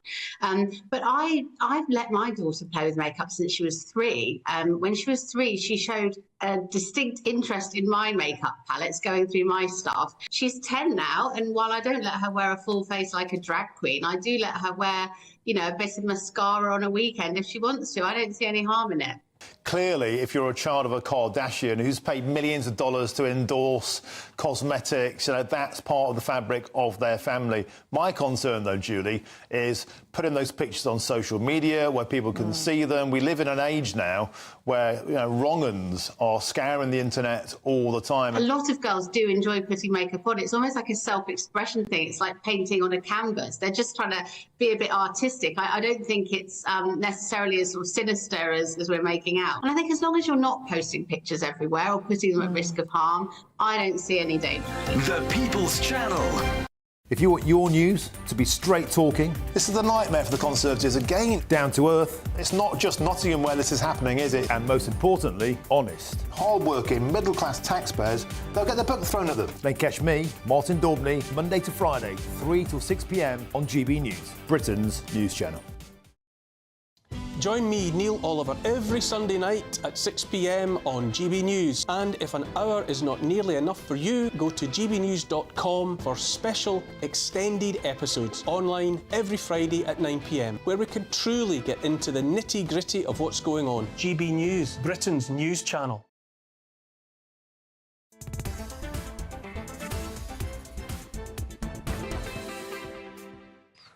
Good afternoon, you're with me, I'm Nana Akua. This is GB News live on TV, online and on digital radio. And it's time now for the Great British Debate this hour. And I'm asking, does Joe Biden pose a risk to global security? Now, in a pair of dramatic gaffes that could further fuel the crisis surrounding his presidency, Joe Biden mistakenly referred to Ukrainian President Volodymyr Zelensky as President Putin and astonishingly called Vice President Kamala Harris Vice President Trump. Let's have a listen. Ukraine will prevail in this war, and we'll stand with them every single step of the way. That's what the compact says, loudly and clearly. And now I want to hand it over to the president of Ukraine, who has as much courage as he has determination. Ladies and gentlemen, President Putin. President Putin. He's going to beat President Putin. President Zelensky. I'm so focused on beating Putin. I mean, there's a picture of Joe Zelensky's face, and he's laughing. And let's take another listen to this one. I wouldn't have picked Vice President Trump to be vice president, but I think she was not qualified to be president. So let's start there. Now, you'd think that he would have worked out that that was quite, you know, I don't know. These blunders made on the global stage at an international summit come amongst growing concern about Joe Biden's age and mental acuity. Now, I'm actually not that concerned about his age. It's more his mental ability. And critics are intensifying their calls for him to step down. So for the Great British Debate this hour, I'm asking, does Joe Biden pose a risk to global security? Well, I'm joined to discuss this, Vice Chair of the External Relations for Republicans Overseas, Errol Moorcock, and also a political operative in California Democratic Party, Bob Mulholland. All right, I'm just going to start with you. Bob Mulholland, what are your thoughts on this? I mean, do you think he's a risk now? No, it was Trump that said several months ago that if he was in president and some country like Poland didn't get to that 2%, then Trump would send the message to Russia, go ahead and invade Poland. That's an attack, and it was an irresponsible remark. But I also want to add, as a wounded veteran from Vietnam, I found your remarks, I'm a big fan of Invictus, a little hurtful to wounded veterans. And so I'll just get that off the table right away. But Biden was born stuttering problem. So he's had that problem all his life. Now, Trump a couple months ago couldn't remember the name of his wife, so let's get that on the record also. And also, I want to tell you that when Trump was in the White House, his own doctor publicly announced he is obese. In other words, heading to diabetes, and once you've got diabetes, you're more likely to have a stroke. So it's interesting, as the Republicans keep talking about Biden, actually maybe their guy that may not make it to November 5th. How about that? No, come on, Bob. Come on, Bob. Be honest. How can you continue to say this when it is quite clear this is not just one of his gaffes? I mean, this is just two in the space of a few days, and that's not even the whole of it. I mean, I could have a litany of gags and mistakes that he's made, and I get it. Yeah, but it would literally. It would not be like this, Bob. What are you in denial of? What are you in denial of? What's your point here? Well, the question. Well, 81 though. The nominees of their parties. It's not about the age. It's not about the age. You're asking me a question. Hang on, stop, Bob. You're asking me a question, and then as soon as I start speaking, you start talking. Do you actually want me to answer any of these, or is it just you're just going to talk as soon as I speak? You asked me what the point is. What is my? Here we go again. Let's bring in Errol. Errol, what are your thoughts on this? Well, you know, it's a simple question at first, but it actually begs a deeper unpacking, because at face value, the answer at first would be no. Joe Biden should be surrounded by competent people. The security should be managed by the Secretary of Defense and the U.S. military, the greatest military on earth. But the fact of the matter when you step back is that, hang on a second, who has Joe Biden actually appointed or surrounded himself with? You know, Secretary Lloyd Austin, he's been incredibly incompetent in the botched Afghanistan withdrawal. You look at Kamala Harris, not somebody who anybody has any confidence in. You look at the Transportation Secretary, Pete Buttigieg. These kind of people all dropped the ball. So yes, now it does present a security risk because Joe Biden isn't capable of running the ship by himself.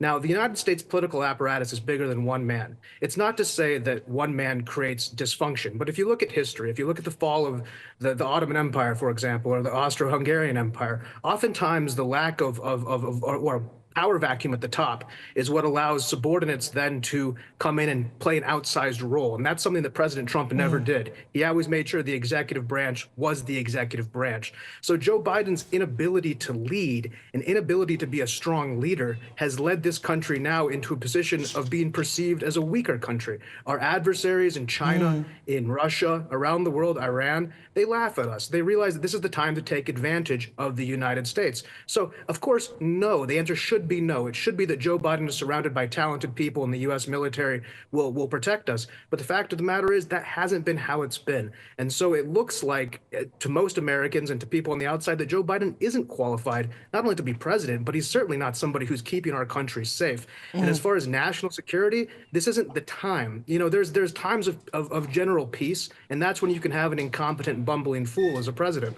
But in times of war, when we're on the precipice of potentially a World War III type situation, when you have trench warfare in Europe, yes, it has created an incredible power vacuum. And who's going to fill that power vacuum? Which one of our allies has the military might to step up, and which world leader has the ability to step up? Right now, it's not clear. Without President Trump, I think that we're headed into a very dangerous situation. Bob Mulholland, what would you say to that? Well, I found it funny that the Republicans said it was talking about the Biden cabinet. Well, it was the Trump cabinet that he hired as the best in the world, and then he fired them all, saying the most incompetent general, the most incompetent cabinet secretary, on and on and on. This is a race that we need to protect national security for Americans, and that's why President Biden will work with NATO. Trump said he'll remove America from NATO. Good luck to Europe. It was Americans, over 600,000 troops, that died saving Europe in World War I and World War II. And on Afghanistan, let me make a point. In 2016, Trump promised the American people he'd be out of Afghanistan within months. And Trump dithered for 4 months and signed a one-sided treaty with the Taliban terrorists. And that was Trump's failure. Afghanistan was supposed to be over in 2017, and Trump was so weak and so, maybe because of all the girlfriends he has from California. Incidentally, Trump loves California. So what about the Joe Biden and the withdrawal from Afghanistan, Bob? That was a disaster. You can blame Trump, and we will in the campaign. But the way it was done. But the way it was done, you can blame Trump for withdrawing if you want, but not for the way it was done. Because Trump had a nice deal with the Taliban terrorists that there would be a TSA, American traffic at an airport, to leave, in my case, was leave Vietnam, which was a mess. I don't know why anybody thinks that when Trump signed that one-sided Taliban treaty, that we would just get on TWA or United Airlines and flight attendants would be there. Of course it would be messy because of Trump's failure with the Taliban. But Bob, Joe Biden was in charge of that. Errol, Joe Biden was in charge of that. Final word to you. Thank you. No, excuse me. Yeah, Donald Trump made a deal with the Taliban to have an exit from Afghanistan, which everybody in this country wanted. I'm sure yourself included, myself. Now, that deal said that if you touch one hair of any American head, I will kill you, to the leader of the Taliban. And he showed him a picture of his house, and he walked out of the room. Not a single American life was touched. Then, unfortunately, we lost that election. Now, Joe Biden had ample time to put together a withdrawal plan. What did they do? They put together an imbecilic plan to leave from the center of Baghdad. They didn't use the air bases we had.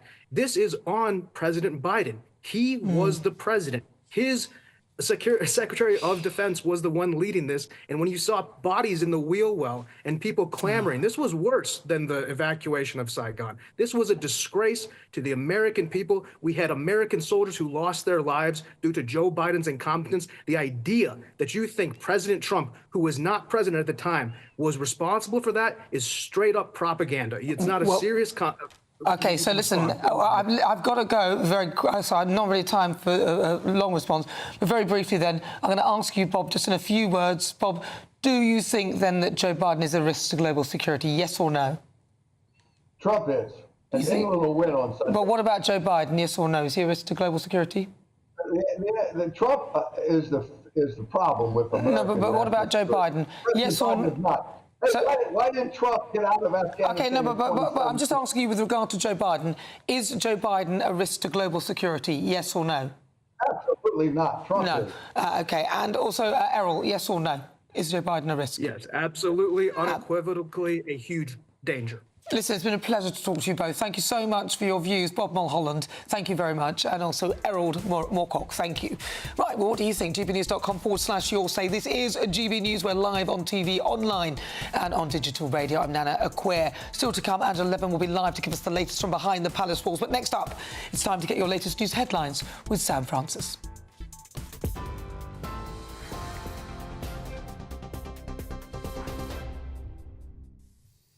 Nana, thank you very much. Good afternoon to you. It's just after 4:30 and the top story today. A 34-year-old man has been arrested in connection with the investigation into human remains that were found in 2 suitcases near Bristol's Clifton Suspension Bridge. Armed police detained the man at Bristol Templemead Station and he will now be taken to London for questioning. There had been a manhunt in the wake of the discovery of the body parts, but police say they're now not looking for anyone else in connection with the incident. Meanwhile, investigators believe the remains found at a separate address in Shepherd's Bush are linked to those that were found in those suitcases in Bristol on Wednesday. Racing commentator John Hunt, whose wife and 2 daughters were killed in a crossbow attack, says the family's devastation can't be put into words. John and his 3rd daughter Amy have thanked people for the messages of support since the women were targeted in their home in Hertfordshire on Tuesday. 61-year-old Carol Hunt and her 2 daughters, 25-year-old Louise and Hannah, who's 28, died from their injuries. It comes as a 26-year-old man has been arrested on suspicion of their murders. An Israeli airstrike has targeted the mastermind behind the 7th of October attacks, according to security officials there. Meanwhile, people in Gaza say at least 71 Palestinians have been killed in that strike on a designated humanitarian area. But Israeli officials said the strike only targeted the head of Hamas's military wing in an open area where they say there were only Hamas terrorists and no civilians. And is it coming home? Well, England manager Gareth Southgate's admitted he wants to win so much it hurts. They've reached the tournament's final for the second time in a row after being beaten by Italy on penalties in 2021. But ahead of tomorrow's match against Spain, even the King has asked England to alleviate the blood pressure of the nation, and His Majesty wants the squad to avoid any late drama in the final. And so to all of us. Those are the latest GB News headlines for now. I'm Sam Francis, back with you for another update at 5 o'clock. For the very latest GB News direct to your smartphone, sign up to News Alerts by scanning the QR code or go to gbnews.com/alerts.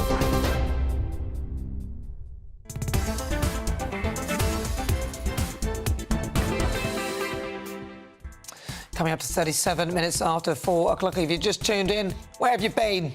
You've missed almost half this show. I'm Nana Akua. We're live on TV, online and on digital radio. Coming up, Royal Roundup time, and Royal biographer Angela Levin will be live to give us the latest from behind the palace walls. But next, we'll be returning to the Great British Debate this hour. And I'm asking, does Joe Biden pose a risk to global security? I've got a poll up right now on X asking you that very question. Send me your thoughts. Post your comments, gbnews.com/your say.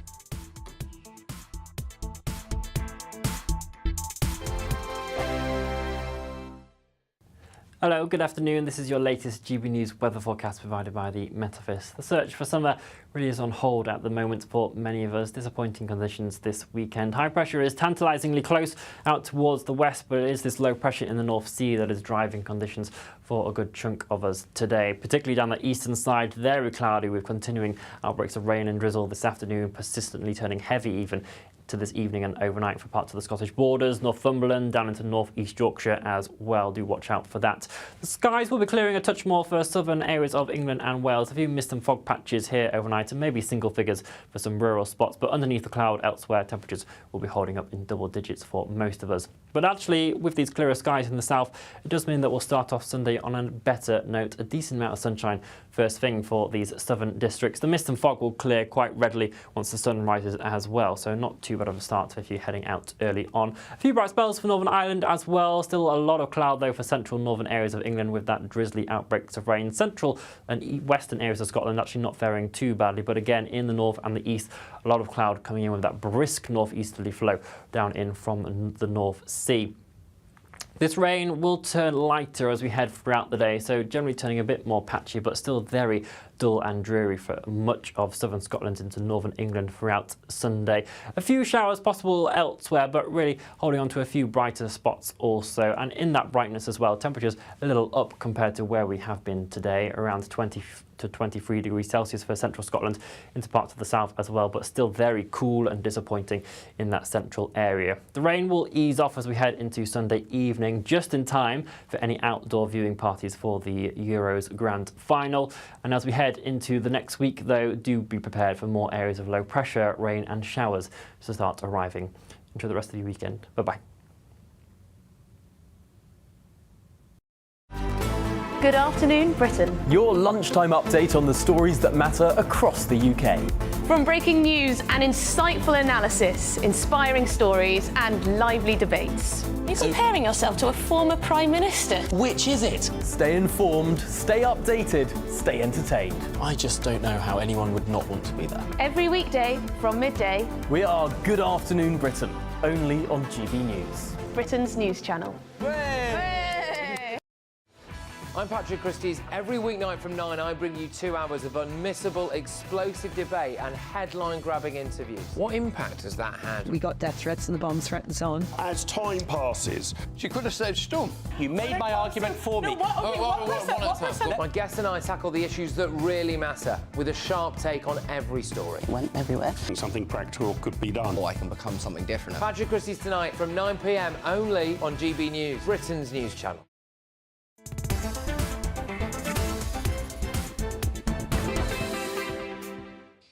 Welcome back. If you just tuned in, welcome on board. We are Britain's news channel. I'm Nana Akua. We're live on TV, online and on digital radio. And it's time to continue with the Great British Debate this hour. And I'm asking, does Biden pose a risk to global security? And a pair of dramatic gaffes that could further fuel the crisis surrounding his presidency. Joe Biden mistakenly referred to Ukrainian President Volodymyr Zelensky as President Putin and astonishingly called Vice President Kamala Harris Vice President Trump. Now, there's loads more blunders like that.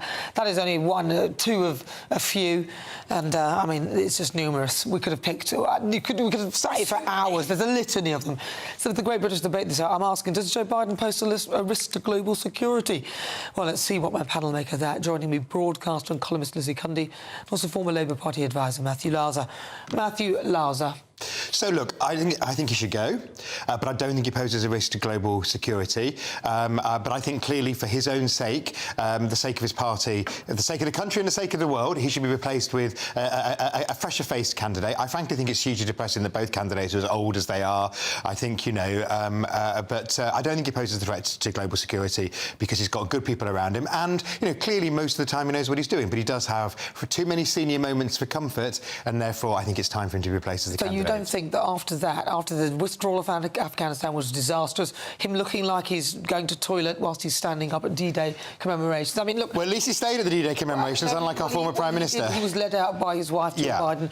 I mean, look, people pretending. Why are they pretending? It's one of the hugest cover-ups by the Democrat not even a cover-up. Party, but it has been because they've been feeding the press, feeding the media that he's OK. Now, it's clearly, we can all see, he is not OK. The man is not well. I call this elder abuse. His wife, Doctor, I say Doctor loosely, Jill, has a lot to answer for, and I think she wants the power more than him. I actually do believe that she wants to be the president. I really do. She's obsessed with the power.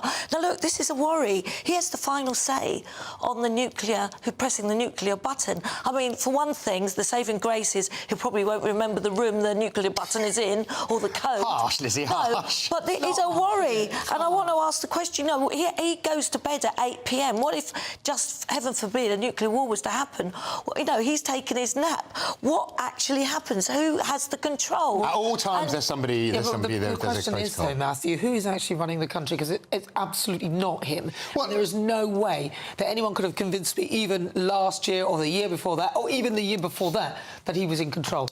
It was obvious to me. Well, I think he is setting the direction of the country. Clearly, he's not as hands-on as some presidents have been. Frankly, Trump wasn't a particularly hands-on president either. Although you cannot... And he's surrounded... I'd rather have Joe Biden having senior moments than Donald Trump any day of the week. But I do think the Democrats should replace him. Zelensky, Putin. I have never... when I heard that, I actually pulled over in my car and I thought, is this a joke? Is this a really bad joke?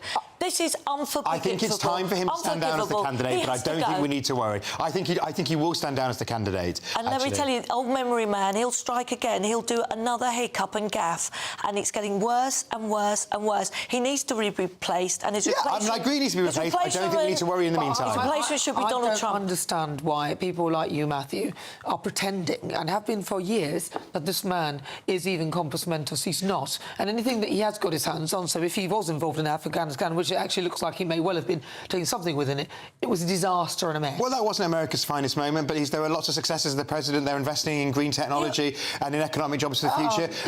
Inflation is going down and there's record low unemployment. There are more Americans in work now than there ever have been before. Look at what's going on in the Middle East. The evacuation of Afghanistan was Biden's fault. And I don't believe these wars in Ukraine and the Middle East would go on if Trump was still in power. I really don't. Nothing without you and your views. Let's welcome our Great British Voice there. Opportunity to be on the show and tell us what they think about the topics we're discussing. Let's go to Northamptonshire for Miranda Richardson. The Miranda Richardson. No, she's our Miranda Richardson. Miranda, what do you think? Is Joe Biden, is he a risk to global security? Matthew seems to think that it's OK. Well, do you know what? I think when we look at global security, if Biden was to drop out of the race now, OK, and they're going to have to look to find a new Democratic leader, that kind of massively takes away from what is going on. So the risk could come in the fact that we're going to be, heading into a fast Democratic replacement. And that could be a bigger potential risk than actually him in place. He does remind me of my Irish grandmother, who would call me every name under the sun other than my own, before she got there. You know, she was trying to remember who she was talking to, and he reminds me of that a little bit. I think the other interesting factor, when you say, like, who is running the country, I was reading something earlier in the week about Kamala, or whatever you want to call it, Harris's growth in points. And she's managed to sneak up quite a few points. I think she's just kind of 2 points behind Trump, even though it's lower than, and certainly higher than Biden. And you kind of wonder what is going on in the background in order for them to prep for that, because you know, we don't seem to hear any other names coming through, which would need to be fast because they've only got until November. Well, that's so, you know, it's quite interesting. But, yeah, I mean, the risk could be potentially of him pulling out and then the whole focus shifting. That can be a problem. Yeah, I think that, I don't know why people are pretending that he is a compos mentis in any way. If that were me, he would no longer be running the United States, and I would have actually put somebody in. He wouldn't have even sat for the election in the first place. But thank you, Miranda Richardson. Thank you so much.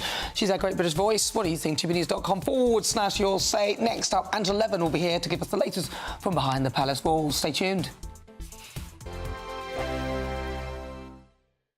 Hi there, I'm Michelle Dewberry, and I'm going to take a second to tell you all about my show, Dubes & Co. We start off with the issues of the day. We then bring in both sides of the arguments. We get rid of the disrespect, and then you throw me into the mix. And trust me, I'll tell it exactly how it is. And then, of course, the magic ingredient, you at home. We mix it all together, and what have we got? In my opinion, the best debate show in town. Monday to Friday, 6 till 7 on GB News, Britain's news channel. This is GB News, Britain's news channel. In World War I, 309 men from Britain and the Commonwealth never came home because they'd been shot at dawn. The majority were killed for desertion, cowardice and sleeping at post. Appearing at their court-martials and told they'd brought shame on their country, these men had no opportunity to defend themselves and were executed by a firing squad.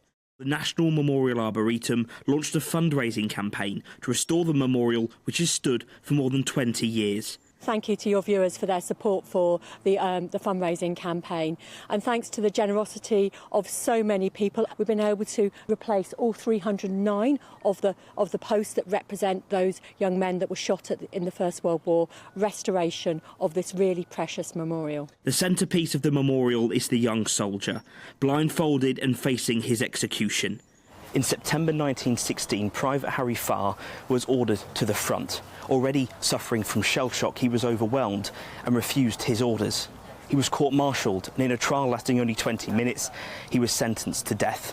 On the day of his execution, he faced the firing squad without a blindfold.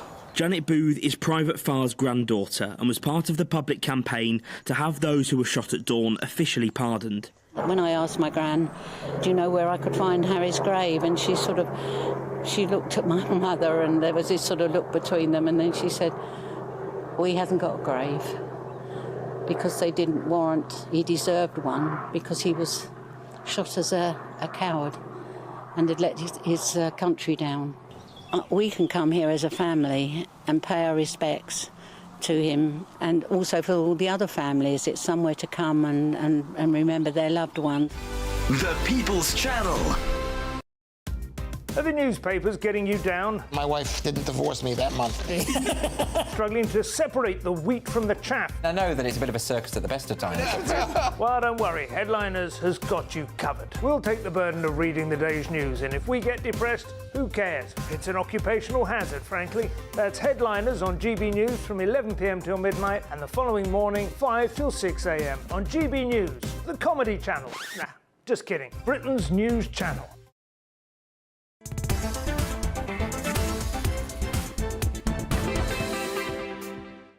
Well, there's always something going on in the royal household, and who better to do to tell us what's been going on than, of course, royal biographer Angela Levin. Angela Levin, welcome. Yeah. So there's a lot this week about the royals, so shall I get stuck in? Let's start. The main thing is Harry. Prince Harry, who said he's not really Prince Harry, he's just standing there for the Invictus Games. So, you know, we don't believe that. But it is absolutely appalling when Pat Tillman's mother, Mary, said she doesn't want him to do it because he is controversial and divisive. And anyone would know, he knows the pain of losing somebody that you really love. And anyone with any decency would say, I'm so sorry. I was going to do it for Invictus Games, but I don't want to upset you. He says he wants to give her a tribute. He says he respects her, but get lost.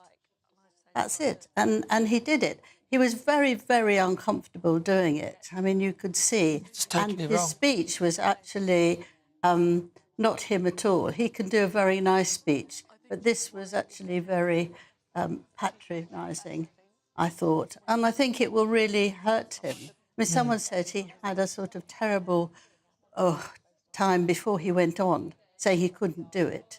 And I believe that, because I think he's in a very, His very bad instincts were space. telling him that this is not a wise move. Yes. You know, it's more to do with your instincts telling you something that you should listen to, and he should listen to those. This was not comfortable, and people booed when he went on, and Serena made a comment that, oh, no, don't boo, and something like that. So yeah, but they booed when they left. Actually, they left immediately after he got the award. Now, if you've got any sort of kind of dignity, you stay to the end of something. You don't walk out. Meghan was bored, obviously, after that. And off they went. And people were booing them again. They did have well, a you sort would of... leave if you'd been booed. I mean, I don't blame them that, but Yeah. I would not have picked up the award. But he's in a lot of trouble because, of course, the judge in the cases which he's trying to get a 24/7 protection from the police, not from just people who look after you, the judge has insisted that he actually finds the material that has now been torn up and got Deleted lost. stuff, yeah. And it's very dangerous to do that because apparently, allegedly, he tore it all up once the booking was done for the problem that he's trying to get So over. what was the stuff that he tore up? What do we know? Well, all his side, lots of information about what he's done, his arguing with the police about where he comes from and how much they must look after him. And it's 24/7 for Meghan and the two children as well, so they can have it actually round the world. Well, they can't do that on our tax. I mean, it's just not on. And very nicely, they've tried to stop it. But he's got an aim. He told me, actually, he has an aim to get the British press in order. And his idea of in order is not to criticise him or Meghan at all. When was that? When did he say that? Oh, he said that 2018. So before all of this controversy? Yes, because he felt it was wrong and they've said nasty things about Meghan. But, you know, he can't control our press, especially when he's living so many thousands of miles away, 550,000. He also wants a home here because he wants to be involved with all the engagements. Oh, it's very difficult. He's desperate to see Catherine, but I don't think he will be allowed to because she needs calm and everything like that. But it's wonderful she's going to be there tomorrow for the male tennis. That's lovely, isn't it? I'm very, very pleased. And I'm very, very pleased that Princess Anne is back. Have you seen? She's got the most terrible bruise. And she doesn't know what happened as well. And she can't remember a single thing that happened. But there she is, riding for the disabled, which is one of her key things, and she didn't want to mix it. And it's the national championship, and she wouldn't stay away from that. She's Well, a marvellous brilliant woman, royal. Angela. Yes. Always. Yeah, absolutely. Hello. Phil Lowe's something not go anywhere. This is GB News, Britain's news channel. A brighter outlook with Box Solar, sponsors of weather on GB News. Hello, good afternoon. This is your latest GB News weather forecast provided by the Met Office. The search for summer really is on hold at the moment for many of us. Disappointing conditions this weekend. High pressure is tantalisingly close out towards the west, but it is this low pressure in the North Sea that is driving conditions for a good chunk of us today. Particularly down the eastern side, very cloudy with continuing outbreaks of rain and drizzle this afternoon, persistently turning heavy even to this evening and overnight for parts of the Scottish borders, Northumberland, down into North East Yorkshire as well. Do watch out for that. The skies will be clearing a touch more for southern areas of England and Wales. A few mist and fog patches here overnight and maybe single figures for some rural spots, but underneath the cloud elsewhere, temperatures will be holding up in double digits for most of us. But actually, with these clearer skies in the south, it does mean that we'll start off Sunday on a better note. A decent amount of sunshine first thing for these southern districts. The mist and fog will clear quite readily once the sun rises as well, so not too bad of a start if you're heading out early on. A few bright spells for Northern Ireland as well. Still a lot of cloud though for central northern areas of England with that drizzly outbreaks of rain. Central and western areas of Scotland actually not faring too badly, but again in the north and the east, a lot of cloud coming in with that brisk northeasterly flow down in from the North Sea. This rain will turn lighter as we head throughout the day, so generally turning a bit more patchy, but still very dull and dreary for much of southern Scotland into northern England throughout Sunday. A few showers possible elsewhere, but really holding on to a few brighter spots also. And in that brightness as well, temperatures a little up compared to where we have been today, around 20 to 23 degrees Celsius for central Scotland, into parts of the south as well, but still very cool and disappointing in that central area. The rain will ease off as we head into Sunday evening, just in time for any outdoor viewing parties for the Euros Grand Final. And as we head into the next week, though, do be prepared for more areas of low pressure, rain and showers to start arriving. Enjoy the rest of your weekend. Bye-bye. Looks like things are heating up. Boxed boilers, sponsors of weather on GB News.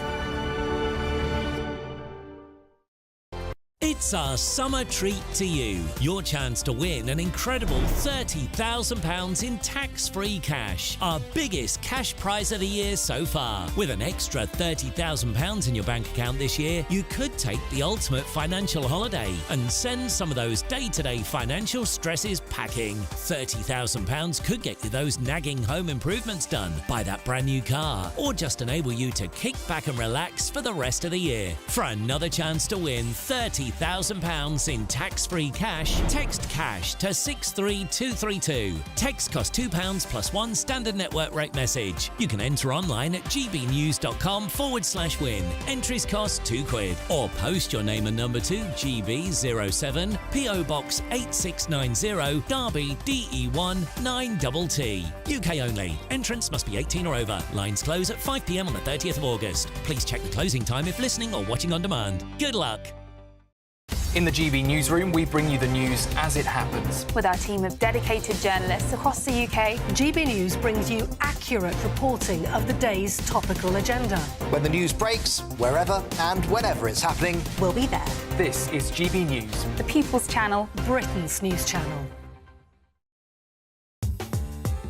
I'm Christopher Hope. From pop stars to politicians, I'll interview anybody in a pub who's got a political opinion. Join me every Friday on Spotify, Apple Podcasts, YouTube or gbnews.com, or wherever you get your podcasts. This is GB News, the People's Channel. I'm Patrick Christie's. Every weeknight from 9, I bring you 2 hours of unmissable, explosive debate and headline-grabbing interviews. What impact has that had? We got death threats and the bomb threats on. As time passes, she could have said storm. You made my argument for me. My guests and I tackle the issues that really matter with a sharp take on every story. It went everywhere. Something practical could be done. Or I can become something different. Patrick Christie's tonight from 9 p.m. only on GB News, Britain's news channel. We're proud to be GB News, the People's Channel, and as you know, we always love to hear your views. Now, there's a new way of getting in touch with us at gbnews.com/your-say. By commenting, you can be part of a live conversation and join our GB News community. You can even talk to me, Bev Turner, or any of the members of the GB News family. Are the newspapers getting you down? My wife didn't divorce me that month. Struggling to separate the wheat from the chaff? I know that it's a bit of a circus at the best of times. Well, don't worry, Headliners has got you covered. We'll take the burden of reading the day's news, and if we get depressed, who cares? It's an occupational hazard, frankly. That's Headliners on GB News from 11 p.m. till midnight, and the following morning, 5 till 6 a.m. on GB News, the comedy channel. Nah, just kidding. Britain's news channel.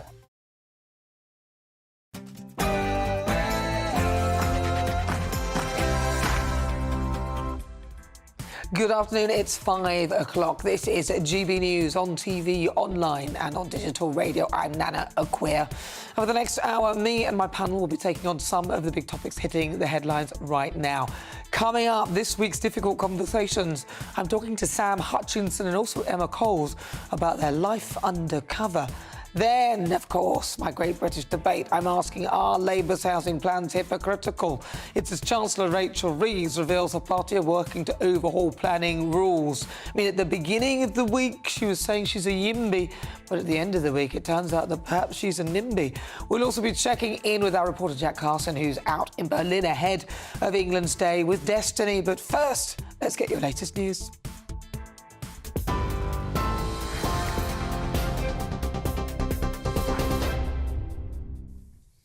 Nana, thank you very much and good evening to you. It's just after 5 o'clock. The top story from the newsroom tonight. Police investigating the remains of 2 adults found dumped in suitcases at Bristol's Clifton Suspension Bridge have now made an arrest. A 34-year-old man was detained by armed police at the city's Temple Mead station this morning, and further body parts have also now been found at an address in Shepherd's Bush in West London.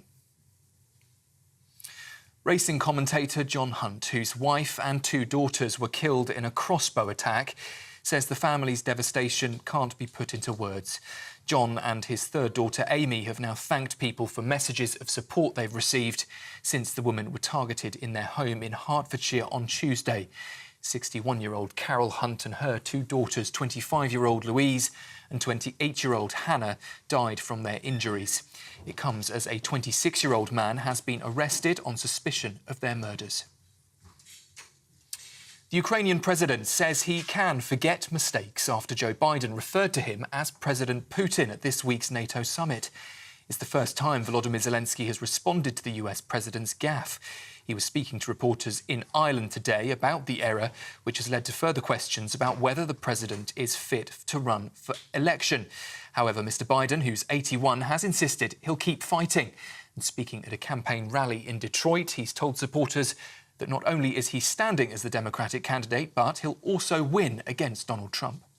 You probably noticed there's a lot of speculation lately. What's Joe Biden going to do? Is he going to stay in the race? Is he going to drop out? Here's my answer. I am running and we're going to win. I'm not going to change that. Joe Biden there speaking at a rally earlier in Detroit. Well, an Israeli airstrike has targeted the mastermind behind the 7th of October attack. That's according to a security official. Meanwhile, officials in Gaza say at least 71 Palestinians have been killed in that strike on a designated humanitarian area. But an Israeli official said the strike only targeted the head of Hamas's military wing in an open area where there were only Hamas terrorists and no civilians. In the US, Hollywood actor Alec Baldwin's manslaughter case has now been dismissed by a judge there, nearly 3 years on from the death of cinematographer Helena Hutchins on the set of the Western film Rust. The cinematographer was shot with a revolver that Mr Baldwin was using in rehearsals for the film in 2021. The trial collapsed just 3 days into the hearing in Santa Fe. It's the second time the case against the actor has been dismissed, and he will not be tried again. When that ruling was made, the US actor broke down in tears as it was dismissed, and his involuntary manslaughter case against him will no longer be heard. The sanction of dismissal is the only warranted remedy. The jury has been sworn, jeopardy has attached, and a mistrial would not be based upon manifest necessity. Further, the sanction of dismissal is warranted in this case. World leaders and A-list celebrities are in Mumbai for the wedding of the son of Asia's richest man. The extravagant 4-day ceremony will cap a string of elaborate parties the Ambani family has hosted since March to celebrate the marriage. Former Prime Ministers Tony Blair and Boris Johnson are among Anand Ambani's guests. A major music festival has come to a dramatic halt after a fierce storm swept through the grounds and tore down a tent. Footage you can see here that was filmed by witnesses shows the panic as the storm hit, with people rushing to leave and even abandoning some of their belongings. Star acts like James Blake, Skepta and Royal Blood were silenced as organisers at Slovakia's biggest festival scrambled to evacuate the site. We know of at least 34 people that have been taken to hospital with injuries, while the remaining 30,000 attendees have been instructed to leave on special evacuation buses. And finally, some sport for you. England manager Gareth Southgate has admitted he wants England to win so much in Sunday's final. It hurts, he says, as they face Spain in the Euro 2024 showdown tomorrow. They've reached the tournament's final for the second time in a row after being beaten by Italy on penalties in 2021. Ahead of tomorrow's match, even the King has asked the England squad to alleviate the blood pressure of the nation by avoiding any late drama in the finals. Hopefully, no penalties. Thousands of fans have already arrived in Berlin and they're enjoying the build-up. Didn't even get to celebrate the goal. As soon as the second one went in on the phone straight away, right, quick, let's just book. We're from Birmingham, we had to get some from London. Could be a chance of making history tomorrow. I was at the last final and we never won. I've been following England since 2012 and I just want to see them win something. I hope that it does finally come home. We've waited a long time. I'm 44 now and hasn't been home in my lifetime. So I hope this time it comes home. And we will be keeping across all of the results from tomorrow's match here on GB News tomorrow night. Those are the latest GB News headlines for now. I'm Sam Francis, back with you for another update at 5:30. For the very latest GB News direct to your smartphone, sign up to News Alerts by scanning the QR code or go to gbnews.com/alerts. Good afternoon. Welcome aboard if you just tuned in, wherever you've been. It's fast approaching 7 minutes after 5 o'clock. I'm Nana Akua. This is a GB News. We're live on TV, online and on digital radio. And for the next hour, me and my panel will be taking on some of the big topics hitting the headlines right now. This show is all about opinion. It's mine, it's theirs, and of course it's yours. We'll be debating, discussing, and at times we will disagree, but no one will be cancelled. So joining me today, it's former Labour Party advisor Matthew Larser and also broadcaster and journalist Lizzie Cundy. Now, still to come, my difficult conversations today is with two private investigators, Sam Hutchinson and Emma Coles. They use their years of experience in the police to go undercover and get to the bottom of things. Can't wait to talk to them. Then, for the Great British Debate this hour, I'm asking, are Labour's housing plans hypocritical? And it's, of course, as Chancellor Rachel Reeves revealed her party are working to overhaul planning rules and build on the Green Belt. But half of Sir Keir Starmer's cabinet oppose planning proposals in their own constituencies. As ever, send me your thoughts, post your comments at gbnews.com/your say.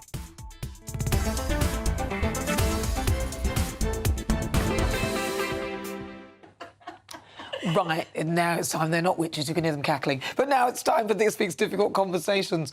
And I'm joined by two ex-police officers who are now using their experience to help people find the truth. Now, they now work as private investigators, helping people solve mysteries. And I'm pleased to say that joining me, Sam Hutchinson and also Emma Coles. Well, how did you guys start doing this? This is so exciting. Private investigators, Emma, sounds fabulous. What made you decide to go into that direction? So both of us were in the police. We both did covert roles, really exciting jobs in the police. And we both left to have our children. And then we kept meeting up in coffee shops and thinking, oh, what are we going to do? You know, we didn't want to go back to the police because it didn't really fit with family life. So we thought, oh, we've got a good idea. We'll be private investigators. Because we're nosy. Yeah. Nosy. We've got to know all the information. And the role we had in the police was like we were secretly investigating bank coppers. So like Line of Duty, but the secret side of that. So we had this real need to find out information and put right wrongdoers. Yeah, and were you successful? What was it like? Did you catch lots of people? Yeah, so we started out working for other people in the industry and we saw a real gap in the market for some sensitivities, for some feminine energy. We're empaths and we kind of bring a real softness to the industry. But we've been really successful since then and business is booming. Are you talking about honey traps? You bring a certain femininity? No, not at all. We do honey traps, but not at all. We really bring a feminine... If you think of the the archetypal private investigator sitting in his car with a cigar, you know. We kind of completely different. We're more dynamic, but also with our clients, we can really relate to what they're saying. We give them a lot of time. We coach them through how they're feeling. And we, having been women who have been through quite bad experiences ourselves, can really relate to them. And we just bring that feminine energy to them. So what kind of things, then give me an example of some of the things that you might investigate. So I'd say probably 80% of our work is infidelity. Oh, I knew it. So if somebody's got that feeling that something's just not quite right in their relationship and they might not be able to put their finger on it, but it's just something niggling them, at that point, they need to be contacting us because there will be some kind of lie there. And it might not be that the person is cheating. There might be some other lie, like drug taking or something like that. But most of the time, when you've got that feeling...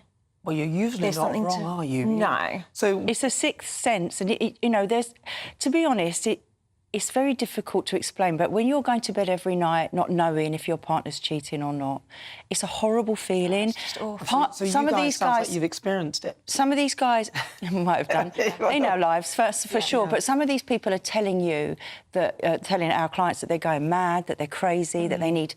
And a lot of them go into therapy because they think they're paranoid. All of that is gaslighting and projecting. And actually, it's really not... And people have been... Some of our clients have been on the edge of suicide before. Wow. Thinking this is their problem and they can't deal with their paranoia.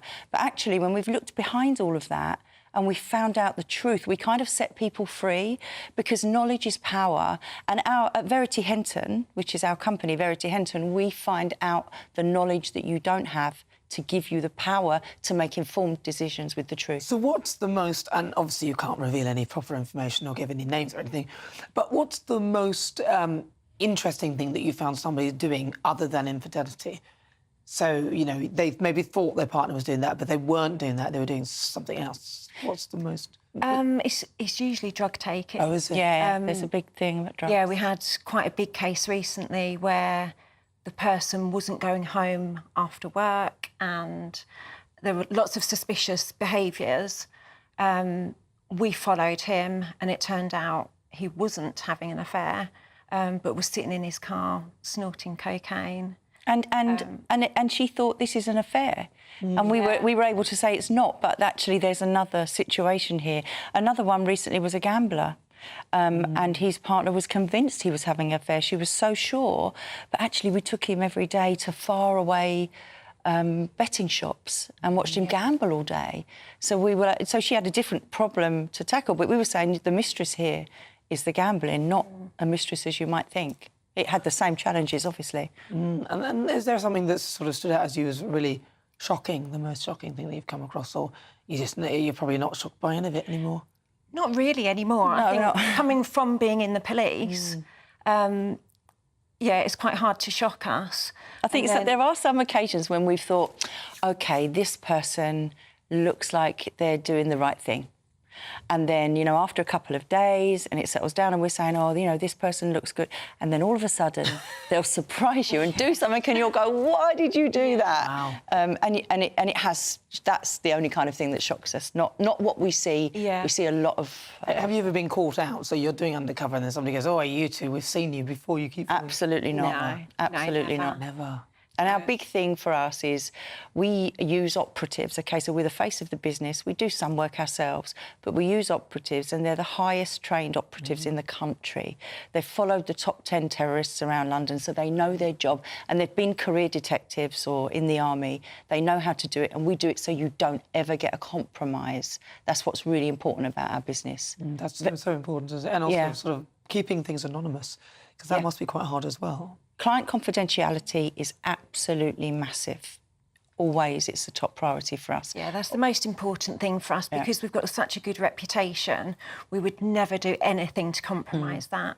So if anybody contacts us, they can be sure that it's going to be kept secret from anybody.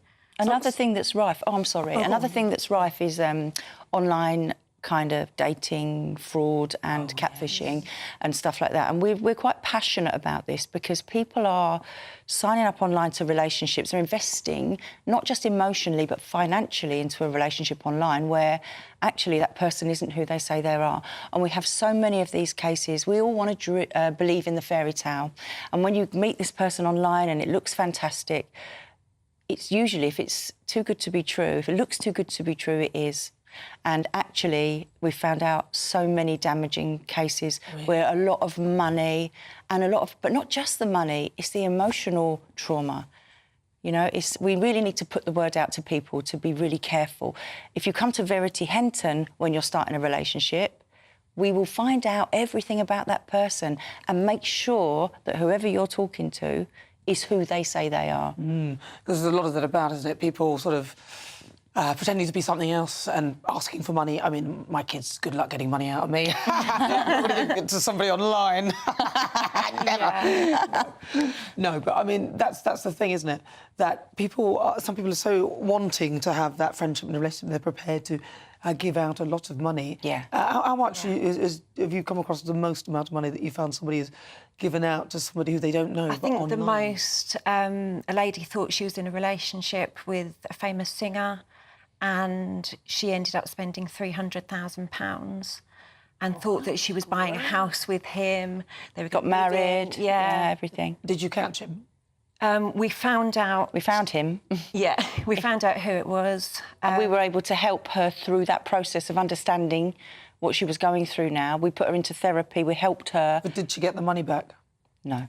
She didn't get the money back. No, but she got her life back. She got her life back. I suppose. And she's now in the Navy, she's moved on with her life and she's recovered, but she was so into this situation. That's a lot to lose, 100 grand on something that is just ended up being a pipe dream.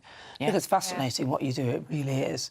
You know, and as ever, if people want to find out more, presumably you've a website or somewhere people can go. Yeah, on the website verityhenton.co.uk. Also, if people don't contact us, and I said there are a lot of agencies out there, but it's an unlicensed and unregulated industry. So anybody, you could set up tomorrow as a private investigator, create a little website. People should be very careful who they go to. There's an association. There's a place called the ABI, Association of British Investigators, and it's a regulatory body. We're in the ABI. Okay. It's quite hard to get in it because you need to have all your ducks in a row. You need to have the relevant insurance and the relevant protection. And once you're in there, you can at least be guaranteed that that person is a credible That's great. So if people agency. don't contact you, they can go to this agency. What's the agency called? Association of British Investigators. It's the ABI. Make sure whoever you employ has that logo on their website. At Verity Henton, obviously, we have that. All right, thank you so much. That's the co-founder and also founder Sam Hutchinson and also Emma Coles. They're private investigators. Wow. Right, well, stay with me. There's still plenty more time to grab a chance to win £30,000 in the Great British Giveaway, our biggest cash prize ever. If you fancy winning that cash, here's how you could do it. It's our summer treat to you. Your chance to win an incredible £30,000 in tax-free cash. Our biggest cash prize of the year so far. With an extra £30,000 in your bank account this year, you could take the ultimate financial holiday and send some of those day-to-day financial stresses packing. £30,000 could get you those nagging home improvements done, buy that brand new car, or just enable you to kick back and relax for the rest of the year. For another chance to win £30,000 in tax-free cash, text cash to 63232. Text costs £2 plus one standard network rate message. You can enter online at gbnews.com/win. Entries cost £2. Or post your name and number to GB07 PO Box 8690 Derby DE1 9TT. UK only. Entrance must be 18 or over. Lines close at 5 p.m. on the 30th of August. Please check the closing time if listening or watching on demand. Good luck.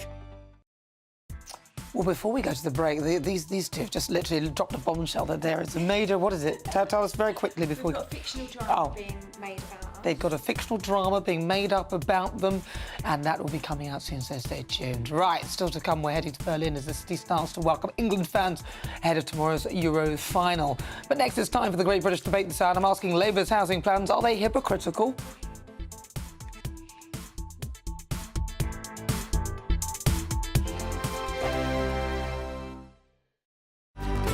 Good afternoon, Britain. Your lunchtime update on the stories that matter across the UK.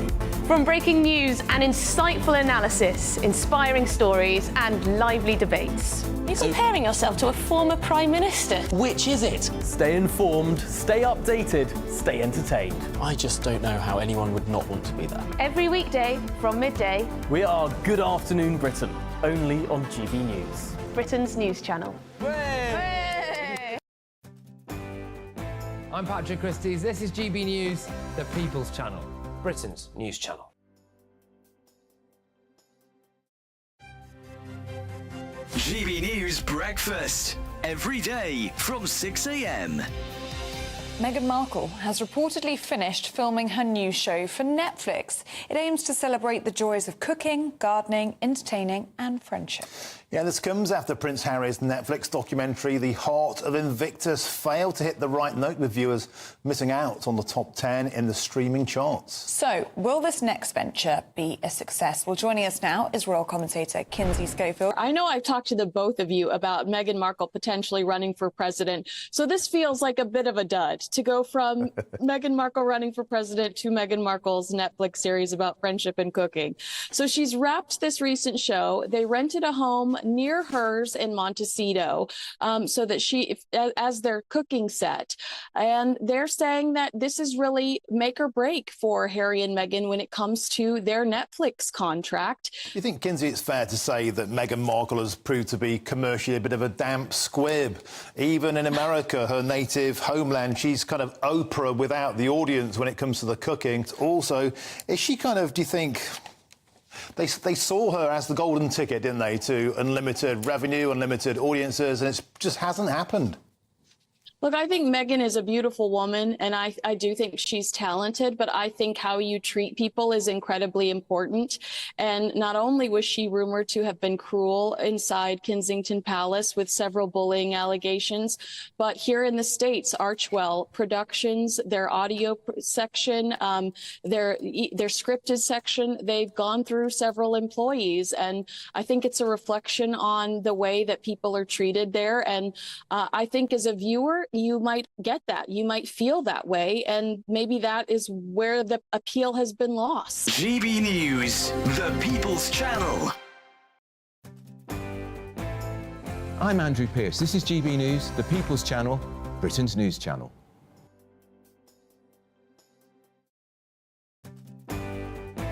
I'm Bev Turner. Thank you for joining us on GB News, the People's Channel, Britain's news channel.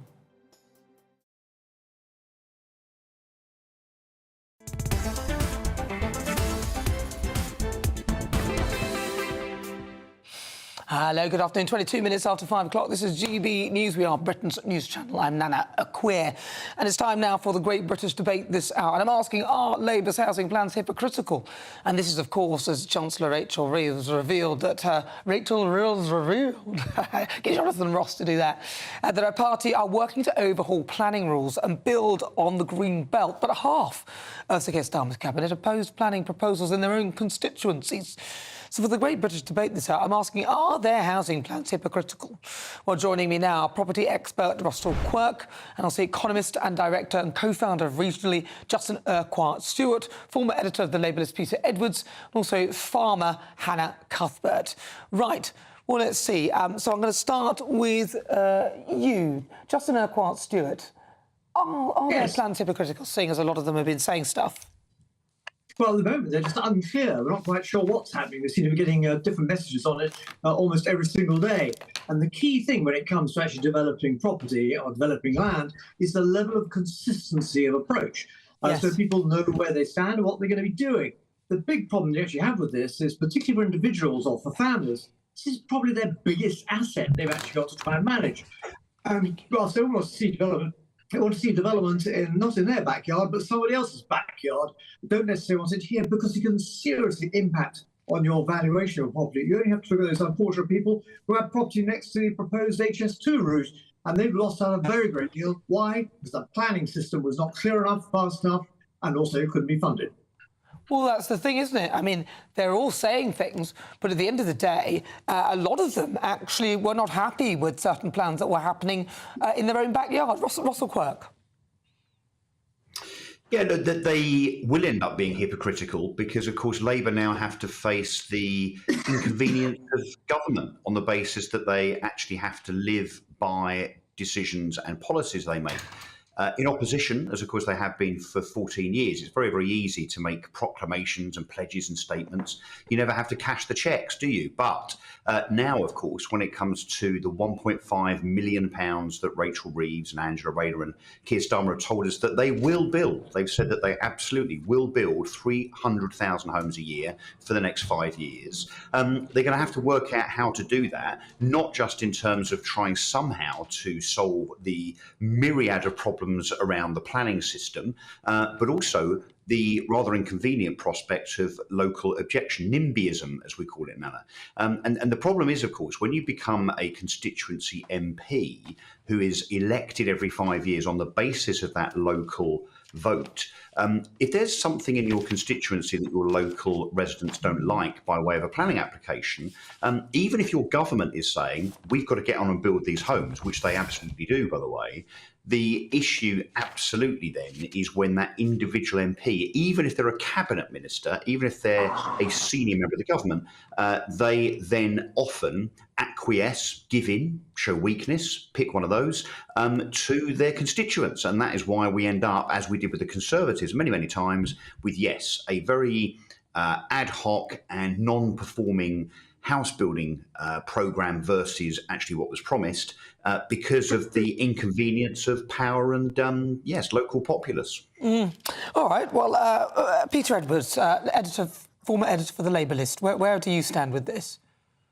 Well, we need to build more houses, and I think all main parties accept that. We have a great political system in the UK, unlike America, where there's a constituency link. You're Prime Minister for the whole country, but you represent one borough or area, roughly 100,000 people. And I think it's right that you stand up for them, but it does lead to these quirks under governments of any persuasion. I remember Michael Gove, the former Housing Secretary under the Tories, I think he also expressed concern about housing developments in his constituency. And that's just being a good constituency MP. You can say, I want more house building, which most parties do. That doesn't mean every development in every area has to be approved by every council all the time. Some will be right, some may need a second look.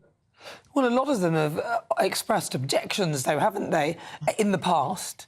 And now, you know, they all did a bit of the NIMBYism themselves. So I'm wondering how this is going to fly. And not only that, but what about a lot of the land that's going to be used for this house building? Hannah, what are your thoughts on that? I think it's a difficult one. I mean, the green belt, effectively, not all of that land is productive. Farmers have diversified in environmental ways, and obviously not being able to touch the green belt is potentially affecting them. If they're not able to then sort of use that land that can't be used for crops, and then can't be used for other purposes affecting farming, where it could be more financial beneficial for them, and obviously providing houses for the sort of wider public, then it potentially does need to be looked at. Ultimately, though, people do need to eat, and I think sort of emphasis on food production should be the most important thing. But what about the fact that Rachel Reeves says she's going to rip up planning laws, Hannah? Is that something that would be, you think, is a good thing? Because ultimately, if they do that, then it means that a lot of people will be actually powerless to resist whatever it is that they're planning. I think this is the issue. So compulsory purchase orders that are implemented through this sometimes with housing developers, it can sometimes mean that, like you say, farmers are powerless in the situation. But ultimately, you know, I think on a case-by-case basis, if there's land that's sat there that isn't productive and isn't being used for anything and actually could be beneficial to the local community for the farmer, then that should be looked at. But at the same time, across the whole green belt, it isn't just agricultural. So I think sort of non-agricultural land where you've just got old things rotting there that aren't actually being used and could be used for houses should be put over the agricultural land. But of course, it's not just the agricultural land as well, it's the infrastructure around it, Justin. And that seems to be, you know, it's all very well. The reason why often things are in the green belt is usually they're not connected to towns and they're quite a long way out. But there's the brown belt and other things that they could be using more economically. Do you think that economically it makes sense to be saying that they may request to use this particular land? Yeah, I mean, it is vital to actually make sure you've got a strategic view as to what's going on and then take into account the tactical elements as well. Everyone's going to complain about what happens locally to them, but strategically, the government needs to tell us which way we're going and how it's going to be affecting the entire economy. And you quite rightly identify there, it's not just about building houses. I used to live in Singapore, and it's fascinating there. You'd actually see some of the new metro system being put in place and all the waterworks and such like and the power being put in place for future development before anyone had laid a brick anywhere near it. That was proper planning in advance. Now, Singapore's the size of the Isle of Wight is completely different. But nonetheless, it showed how effective planning with the infrastructure can make sure you're building in the right place in the right way, with all the backup communities that are required, be it dentistry or just basic transport, not just actually putting up a row of houses, which may look rather pretty or probably not very well made, built in a rush, and lo and behold, turns out to be in the wrong place. Because that's been a problem, Russell. Do you not think that's quite a major problem? That the issue here is it's always about location, location, location. And if you may want to build a load of houses, but what about the infrastructure around it? I would like to hear about the infrastructure that they're putting in to support any additional homes. Yeah, so look, the infrastructure obviously is vital, particularly on larger developments. The irony is, of course, that the larger the development, the larger what they call the Section 106 agreement money is. So that's the legal agreement between the developer and the local authority that provides that on developments generally over 10 or 15 units, that developer has to provide money to the local authority stroke government for such things as additional roads, rail stations, doctor surgeries and so on. The bigger the development, the more money there is, and therefore the more infrastructure there is. But of course, the flip side of that is the bigger the development, particularly where Angela Rayner now is talking about providing lots of new towns around the country as part of her strategy to get that 1.5 million homes built. You can imagine that it's bad enough someone wanting to build 4 houses at the end of a cul-de-sac. When it's 4,000 houses in, the town next to you that's going to become a new town, then that, of course, is going to be an even bigger problem for Labour when it comes to particularly Labour MPs. But there's also a positive for Labour here, which is that a lot of the land that probably would be used for development, not necessarily greenbelt, but a lot of the land for new towns will probably be in conservative areas. And so what we'll see here, Nana, quite frankly, is the political card being played, which is Labour saying, look, sorry, we've got to approve these homes in your area. But it will be conservative areas and therefore conservative constituency MPs that have the problem, not Labour. Yeah, well, that's exactly what I suspected. They will focus on that. Well, listen, I've got to say, I've got to move on to the news, but I appreciate all your thoughts. Property expert Russell Quirk, economist and director and co-founder of Retail Just Nana Akua Stewart, former editor for the Labour list Peter Edwards, and also Hannah Cuthbert, she's a farmer. Right, it's just coming up to 33 minutes after 5 o'clock. You're with me, I'm Nana Akua. This is GB News. Still to come, we'll continue with the Great British Debate this hour, and I'm asking, are Labour's housing plans hypocritical? You will hear the thoughts of my panel, broadcaster and columnist Lizzie Cundy, and also former Labour Party advisor Matthew Lauser. But first, let's get your latest news with Sam Francis.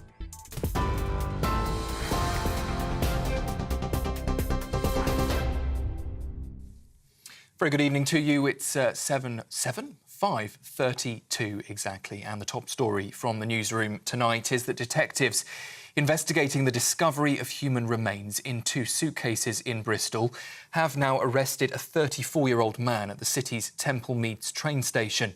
It follows an urgent manhunt across both Bristol and London, but police say they're now not looking for anyone else in connection with that incident. More body parts were found in Shepherd's Bush in West London yesterday, which investigators believe are linked to those found dumped in suitcases at Bristol's Clifton Suspension Bridge on Wednesday. Racing commentator John Hunt has spoken of the devastation the family's facing after his wife and 2 of his daughters were killed in a crossbow attack. John and his 3rd daughter Amy have now thanked people for the messages of support they've received since the women were targeted in their home in Hertfordshire on Tuesday. 61-year-old Carol Hunt and her 2 daughters, 25-year-old Louise and Hannah, who's 28, died from their injuries. It comes as a 26-year-old man has been arrested on suspicion of their murders. In Israel, there are claims that an airstrike has targeted the mastermind of the October the 7th attacks, but it's unclear what's happened to him. However, officials in Gaza claim at least 71 Palestinians have been killed in that strike, alleging it hit a designated humanitarian area. Israel, though, has rejected those claims, with officials saying the strike was targeted in an open area where there were only Hamas terrorists and no civilians. And finally, England manager Gareth Southgate's admitted he wants to win so much on Sunday it hurts. They've reached the tournament's final for the second time in a row after being beaten by Italy on penalties in 2021. We all remember that one. Ahead of tomorrow's match, though, against Spain, even the King has asked England to alleviate the blood pressure of the nation and wants the squad to avoid any late drama in the final. Those are the latest GB News headlines for now. I'm Sam Francis, back for another update at the top of the hour. For the very latest GB News direct to your smartphone, sign up to News Alerts by scanning the QR code or go to gbnews.com/alerts.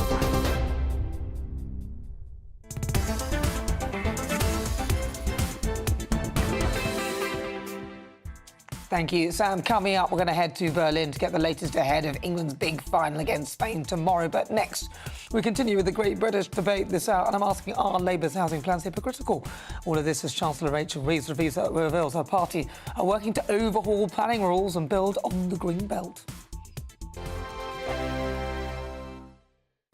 Hello, good afternoon. This is your latest GB News weather forecast provided by the Met Office. The search for summer really is on hold at the moment for many of us. Disappointing conditions this weekend. High pressure is tantalisingly close out towards the west, but it is this low pressure in the North Sea that is driving conditions for a good chunk of us today. Particularly down the eastern side, very cloudy with continuing outbreaks of rain and drizzle this afternoon, persistently turning heavy even to this evening and overnight for parts of the Scottish borders, Northumberland, down into North East Yorkshire as well. Do watch out for that. The skies will be clearing a touch more for southern areas of England and Wales. A few mist and fog patches here overnight and maybe single figures for some rural spots, but underneath the cloud elsewhere, temperatures will be holding up in double digits for most of us. But actually, with these clearer skies in the south, it does mean that we'll start off Sunday on a better note. A decent amount of sunshine first thing for these southern districts. The mist and fog will clear quite readily once the sun rises as well, so not too bad of a start if you're heading out early on. A few bright spells for Northern Ireland as well. Still a lot of cloud though for central northern areas of England with that drizzly outbreaks of rain. Central and western areas of Scotland actually not faring too badly, but again in the north and the east, a lot of cloud coming in with that brisk northeasterly flow down in from the North Sea. This rain will turn lighter as we head throughout the day, so generally turning a bit more patchy, but still very dull and dreary for much of southern Scotland into northern England throughout Sunday. A few showers possible elsewhere, but really holding on to a few brighter spots also. And in that brightness as well, temperatures a little up compared to where we have been today, around 20 to 23 degrees Celsius for central Scotland, into parts of the south as well, but still very cool and disappointing in that central area. The rain will ease off as we head into Sunday evening, just in time for any outdoor viewing parties for the Euros Grand Final. And as we head into the next week, though, do be prepared for more areas of low pressure, rain and showers to start arriving. Enjoy the rest of your weekend. Bye-bye. In the GB Newsroom, we bring you the news as it happens. With our team of dedicated journalists across the UK, GB News brings you accurate reporting of the day's topical agenda. When the news breaks, wherever and whenever it's happening, we'll be there. This is GB News, the People's Channel, Britain's news channel.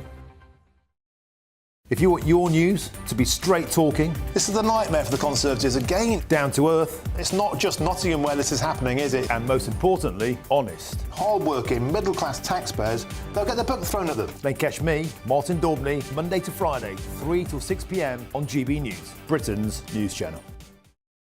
Sunday nights on GB News. From 6, Neil Oliver. At 7, it's Free Speech Nation with Andrew Doyle. At 9, Mark Dolan. And at 11, get set for the week ahead with headliners. Tomorrow's papers tonight. GB News, the People's Channel, Britain's news channel.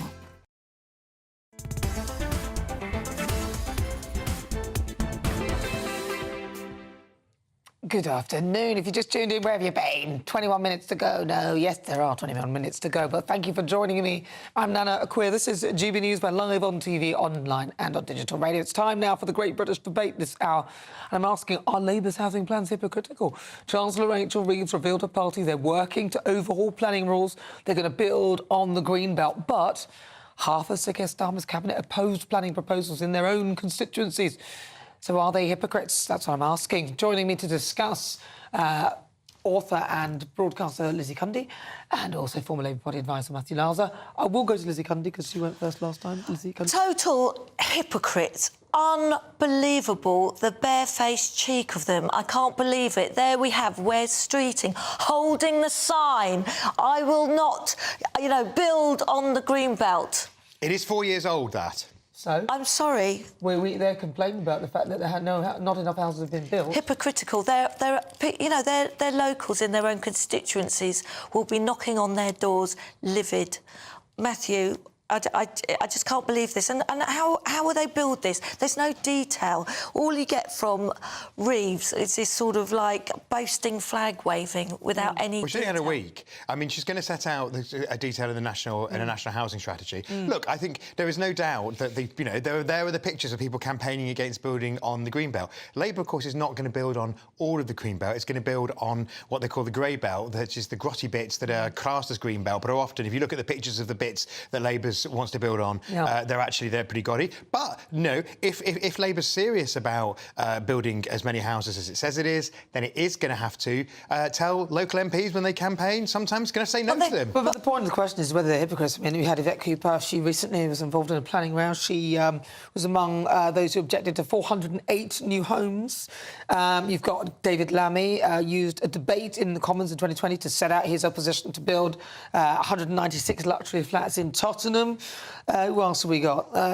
Angela Rayner, has she done something as well? I mean, they're literally the litany of them. It's like Monopoly board. We're not saying. I mean, first of all, I obviously don't know the details of every single one of those cases, but I do know that a friend of mine who was elected as an MP 10 days ago went out of a debate to go and give evidence by Zoom in a planning inquiry. It is still going to be up to MPs to oppose particular planning issues. What they can't do is oppose all planning issues because it's about building in the right place. So therefore, the key is that when the strategy is unveiled, it needs to be about building houses in the right place on the right land and bringing communities with the process of building by making sure that infrastructure is given back to those communities. But where is all this land coming from, Matthew? We've got Ed Miliband going to put in a load of wind turbines, and that, let me tell you, no one wants to live by that because it brings down the price of your house. I'm sorry, what is the detail? There is no detail, as per usual with the Labour Party. The devil's in the detail, and they have none. Well, what they're going to set the detail out, Lizzie, and in particular, there is this.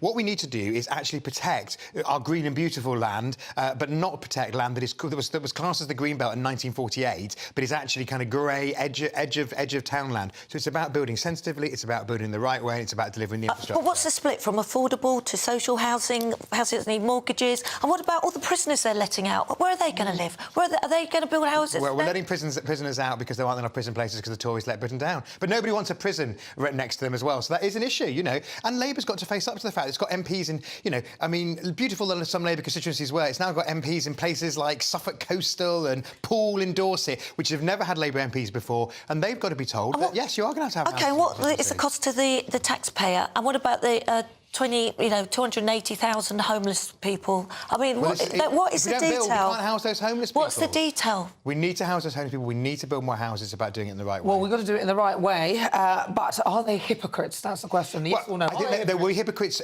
No, unless they will be if they oppose the developments in the future. 100% total hypocrites. Let's see what you think. This show's nothing without you and your views. Let's get great British voices on their opportunity to talk about the topics we're discussing. I've got four of you. I'm going to start with you, David Barham in Watford.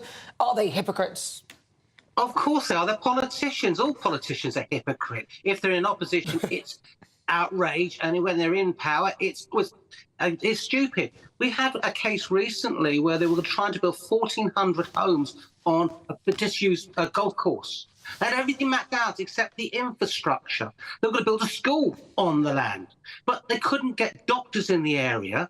The dentists aren't available. So instead of coming up with this grandiose scheme, how about sorting out the infrastructure first and they go, right, well, we can afford to put in these houses. Other places would do it that way. They're not. Julie Shaw, you're in Bridlington. Judy.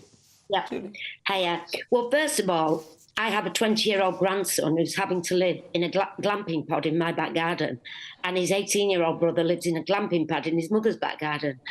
So I'm all for building new affordable housing. But even if, I mean, they are hypocrites, they are, but even if they just chose to build on grey belt, it would take 15 years, recent research suggests, to just provide under a third of the housing needs. So they're never going to make it. And they were there 2017, 2019, 2020, all protesting like mad against the usage of Greenbelt. They're going to have to use it. They're going to have to. Alex Metcalfe, you're in Catterick. Alex. Well, of course they're hypocrites. I mean, we are talking about a Labour government here. In all fairness, though, in the year to March, about 135,000 homes started to be constructed, a drop from more than 1/5 of the year previous. And Britain has not yet built 300,000 new homes a year, the amount needed to hit that 1.5 million target since the 1950s. So there is a case for new homes to be built. But the problem is this land grab has caused a lot of fear. I mean, this race to build 1.5 million homes in green belt areas, you know, it threatens natural reservations, parks and our picturesque countryside. That's a problem for them, and they're going to have to square that circle. Alan Cook in London. Alan. Hi there. Well, initially, what is the point of having any housing policy when we have such immigration levels? We've got 700,000 people a year, one house every 2 minutes. We haven't built 300,000 houses since the 1940s, 50s. They're never going to do it. It's not a real promise. Yes, it's critical. And on the Green Belt, it's not good because it's irreversible. Any decision of government, you should be able to reverse by the next government. But once we built on Green Belt, it's gone forever. I don't want to live in a huge... Well, the point you made there is if they don't tackle immigration, you can build as many houses as you like, but nothing will give. David Balm, thank you, in Watford. Julie Shaw in Bridlington. Also, Alex Metcalfe in Catterick and Alan Cook in London. Lovely to get your thoughts. Stay tuned. Coming up, my quick fire quiz, where I test my panel on some of the top stories that have caught my eye this week. But next up, we head to Berlin.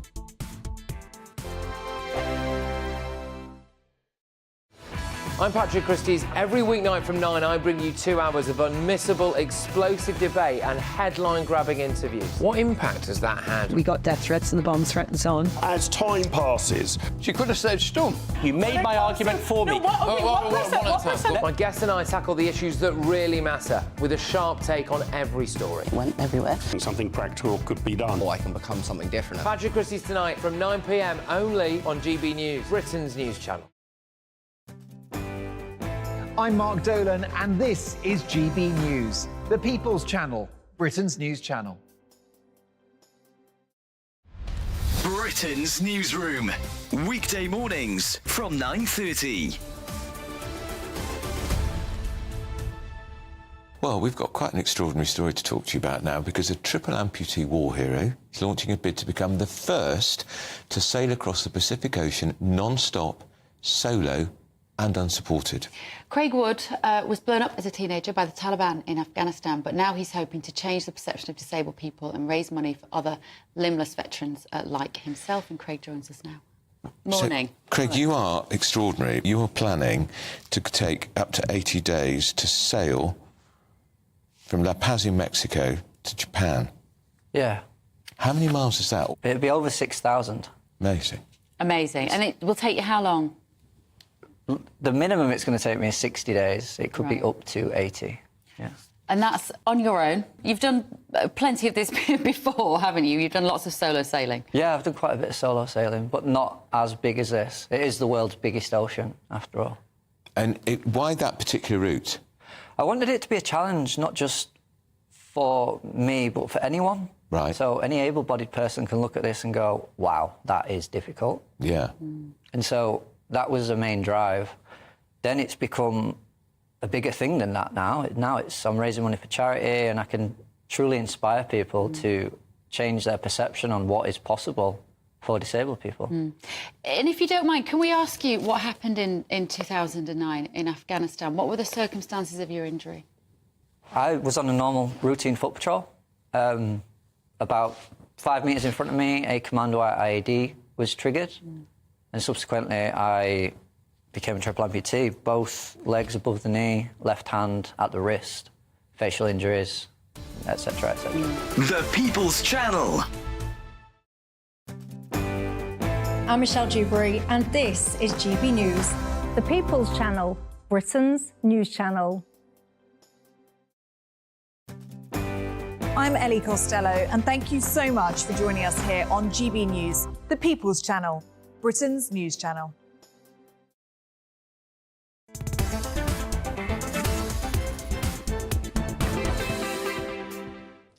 So good afternoon. Is football coming home? Manager Gareth Southgate says his team are ready to make history after reaching the Euro 2024 final. A stunning stoppage time goal from Watkins, Ollie Watkins, 2-1. Yay! Three Lions now face Spain tomorrow. So I'm joined now by reporters Jack Carson in Berlin and Will Hollis in Mansfield. Right, let's go to Jack Carson in Berlin first. Jack Carson, my God, what's going on behind you, Jack? Well, I mean, here we are. So this is the Kilkenny's Irish Bar in Berlin. I mean, just look at the amount of England fans here. I mean, it really is absolutely fantastic. We've got all the flags up, all of them here, getting in a bit of a drink, getting in the mood as well as the tram comes by. I mean, this is just a fantastic atmosphere. We know, of course, that tens of thousands of fans, we're going to be heading here to Berlin for that final tomorrow, of course. It was a completely opposite picture out in Dortmund when the Dutch outnumbered the English, but it's going to be the other way around now with the English outnumbering the Spanish, of course. We've been talking to people all day how much they've been enjoying coming to this place of Berlin with all of this history, and of course England have the chance to make their own history once again tomorrow night. Lovely. Thank you very much, Jack Carson. Let's go to Will Hollis in Mansfield. Will Hollis, it's noisy where you are. What's going on? Yes, well, some people have called Mansfield the Berlin of the Midlands, and while Germany is having to pay money out of their economy to host the Euros, when they're playing in pubs and fan zones like the Swan here in Mansfield, that actually generates money. The final alone is expected to put £120 million into the UK hospitality sector, and the economy as the whole, when people are getting taxis and they're buying all their snacks and nibbles, this Euros tournament has put more than £2 billion into our economy. So it's well worth a celebration, a bag of peanuts and a pint from behind the bar, I think. Lovely. Thank you very much, Will Hollis there in Mansfield. Right, it's time for the quick fire quiz, the part of the show where I test my panel on some of the other stories that have hit the headlines right now. Joining me, broadcaster and columnist Lizzie Cundy. Your buzzer, please, Lizzie. And also former Labour Party advisor Matthew Larser. Your buzzer, please. Please play along at home. Are you ready? Question one. Who was England's manager when they won the Cup in 1966? Sir Bobby Robson, Sir Alf Ramsey or C. Don Ray? Oh, I think that was Matthew Larser. It was B, Sir Alf Ramsey. It was B. It was B, Sir Alf Ramsey. Did you get it at home? It was B, Sir Alf Ramsey. Well done. Very quick, Matthew. Right. How many times did England manager Gareth Southgate play for the national team? Closest answer wins. Lizzie Cundy. 12. 48. 48, 12, 48. Let's see, the answer is 57. Oh! I didn't think he was much of an England player. He was, right. Question 3. England striker Ollie Watkins scored the winning goal in the semi-final, but which Premier League club does he play for? Open question. Who does he play for? Manchester City. Manchester City? Lizzie Cundy? I was going to say Man City, Man United. Really? It might be Arsenal, is it? It's Aston Villa! I knew it began with an A, and I knew there was... God, I'm not being good today. Don't worry, we've got true or false. It's 50-50.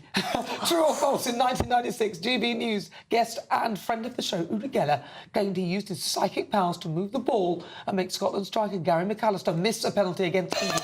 Lizzie Cundy. True. She said it's true. I think it's true, but I'll say false just in case. I'll take your first answer. You said it's true. If it's false, you're in trouble. Yeah. It is true. The ball did move, but it was actually Uri. And Uri also healed David Beckham's ankle when he hurt his foot. Do you remember? Wow. Still 2-1. Question. It's a decider. Spain is England's opponent in the final tomorrow. But what's their capital city? Barcelona, Benidorm or Madrid? Matthew. Madrid. It's Madrid. It's Madrid. I thought that was a tie. Matthew Love. I'm sure you've got it at home. It And he hates football. He won the football questions. I can't believe Where's it. the quiz on today's show? Although I'm backing England, obviously, but I'm not a massive football fan. I hope so. Come on, England! Do you think they can do it? Do you think they can win? Well, let's hope so. Listen, there's still more to come. I'll be back tomorrow, same time, same place. Thank you so much to my panel, Matthew Larson, and also Lizzie Cundy. And thank you to you at home for your company. I'll see you tomorrow, same time, same place. Make sure to be there. Be square. Up next, it is a Saturday 5. I'll leave you with the weather. Enjoy. Looks like things are heating up. Boxed boilers, sponsors of weather on GB News.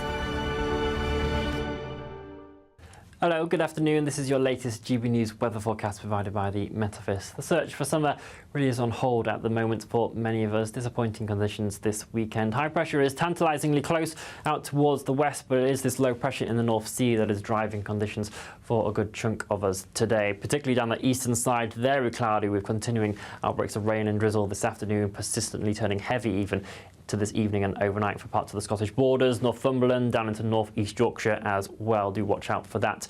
The skies will be clearing a touch more for southern areas of England and Wales. A few mist and fog patches here overnight and maybe single figures for some rural spots, but underneath the cloud elsewhere, temperatures will be holding up in double digits for most of us. But actually, with these clearer skies in the south, it does mean that we'll start off Sunday on a better note. A decent amount of sunshine first thing for these southern districts. The mist and fog will clear quite readily once the sun rises as well, so not too bad of a start if you're heading out early on.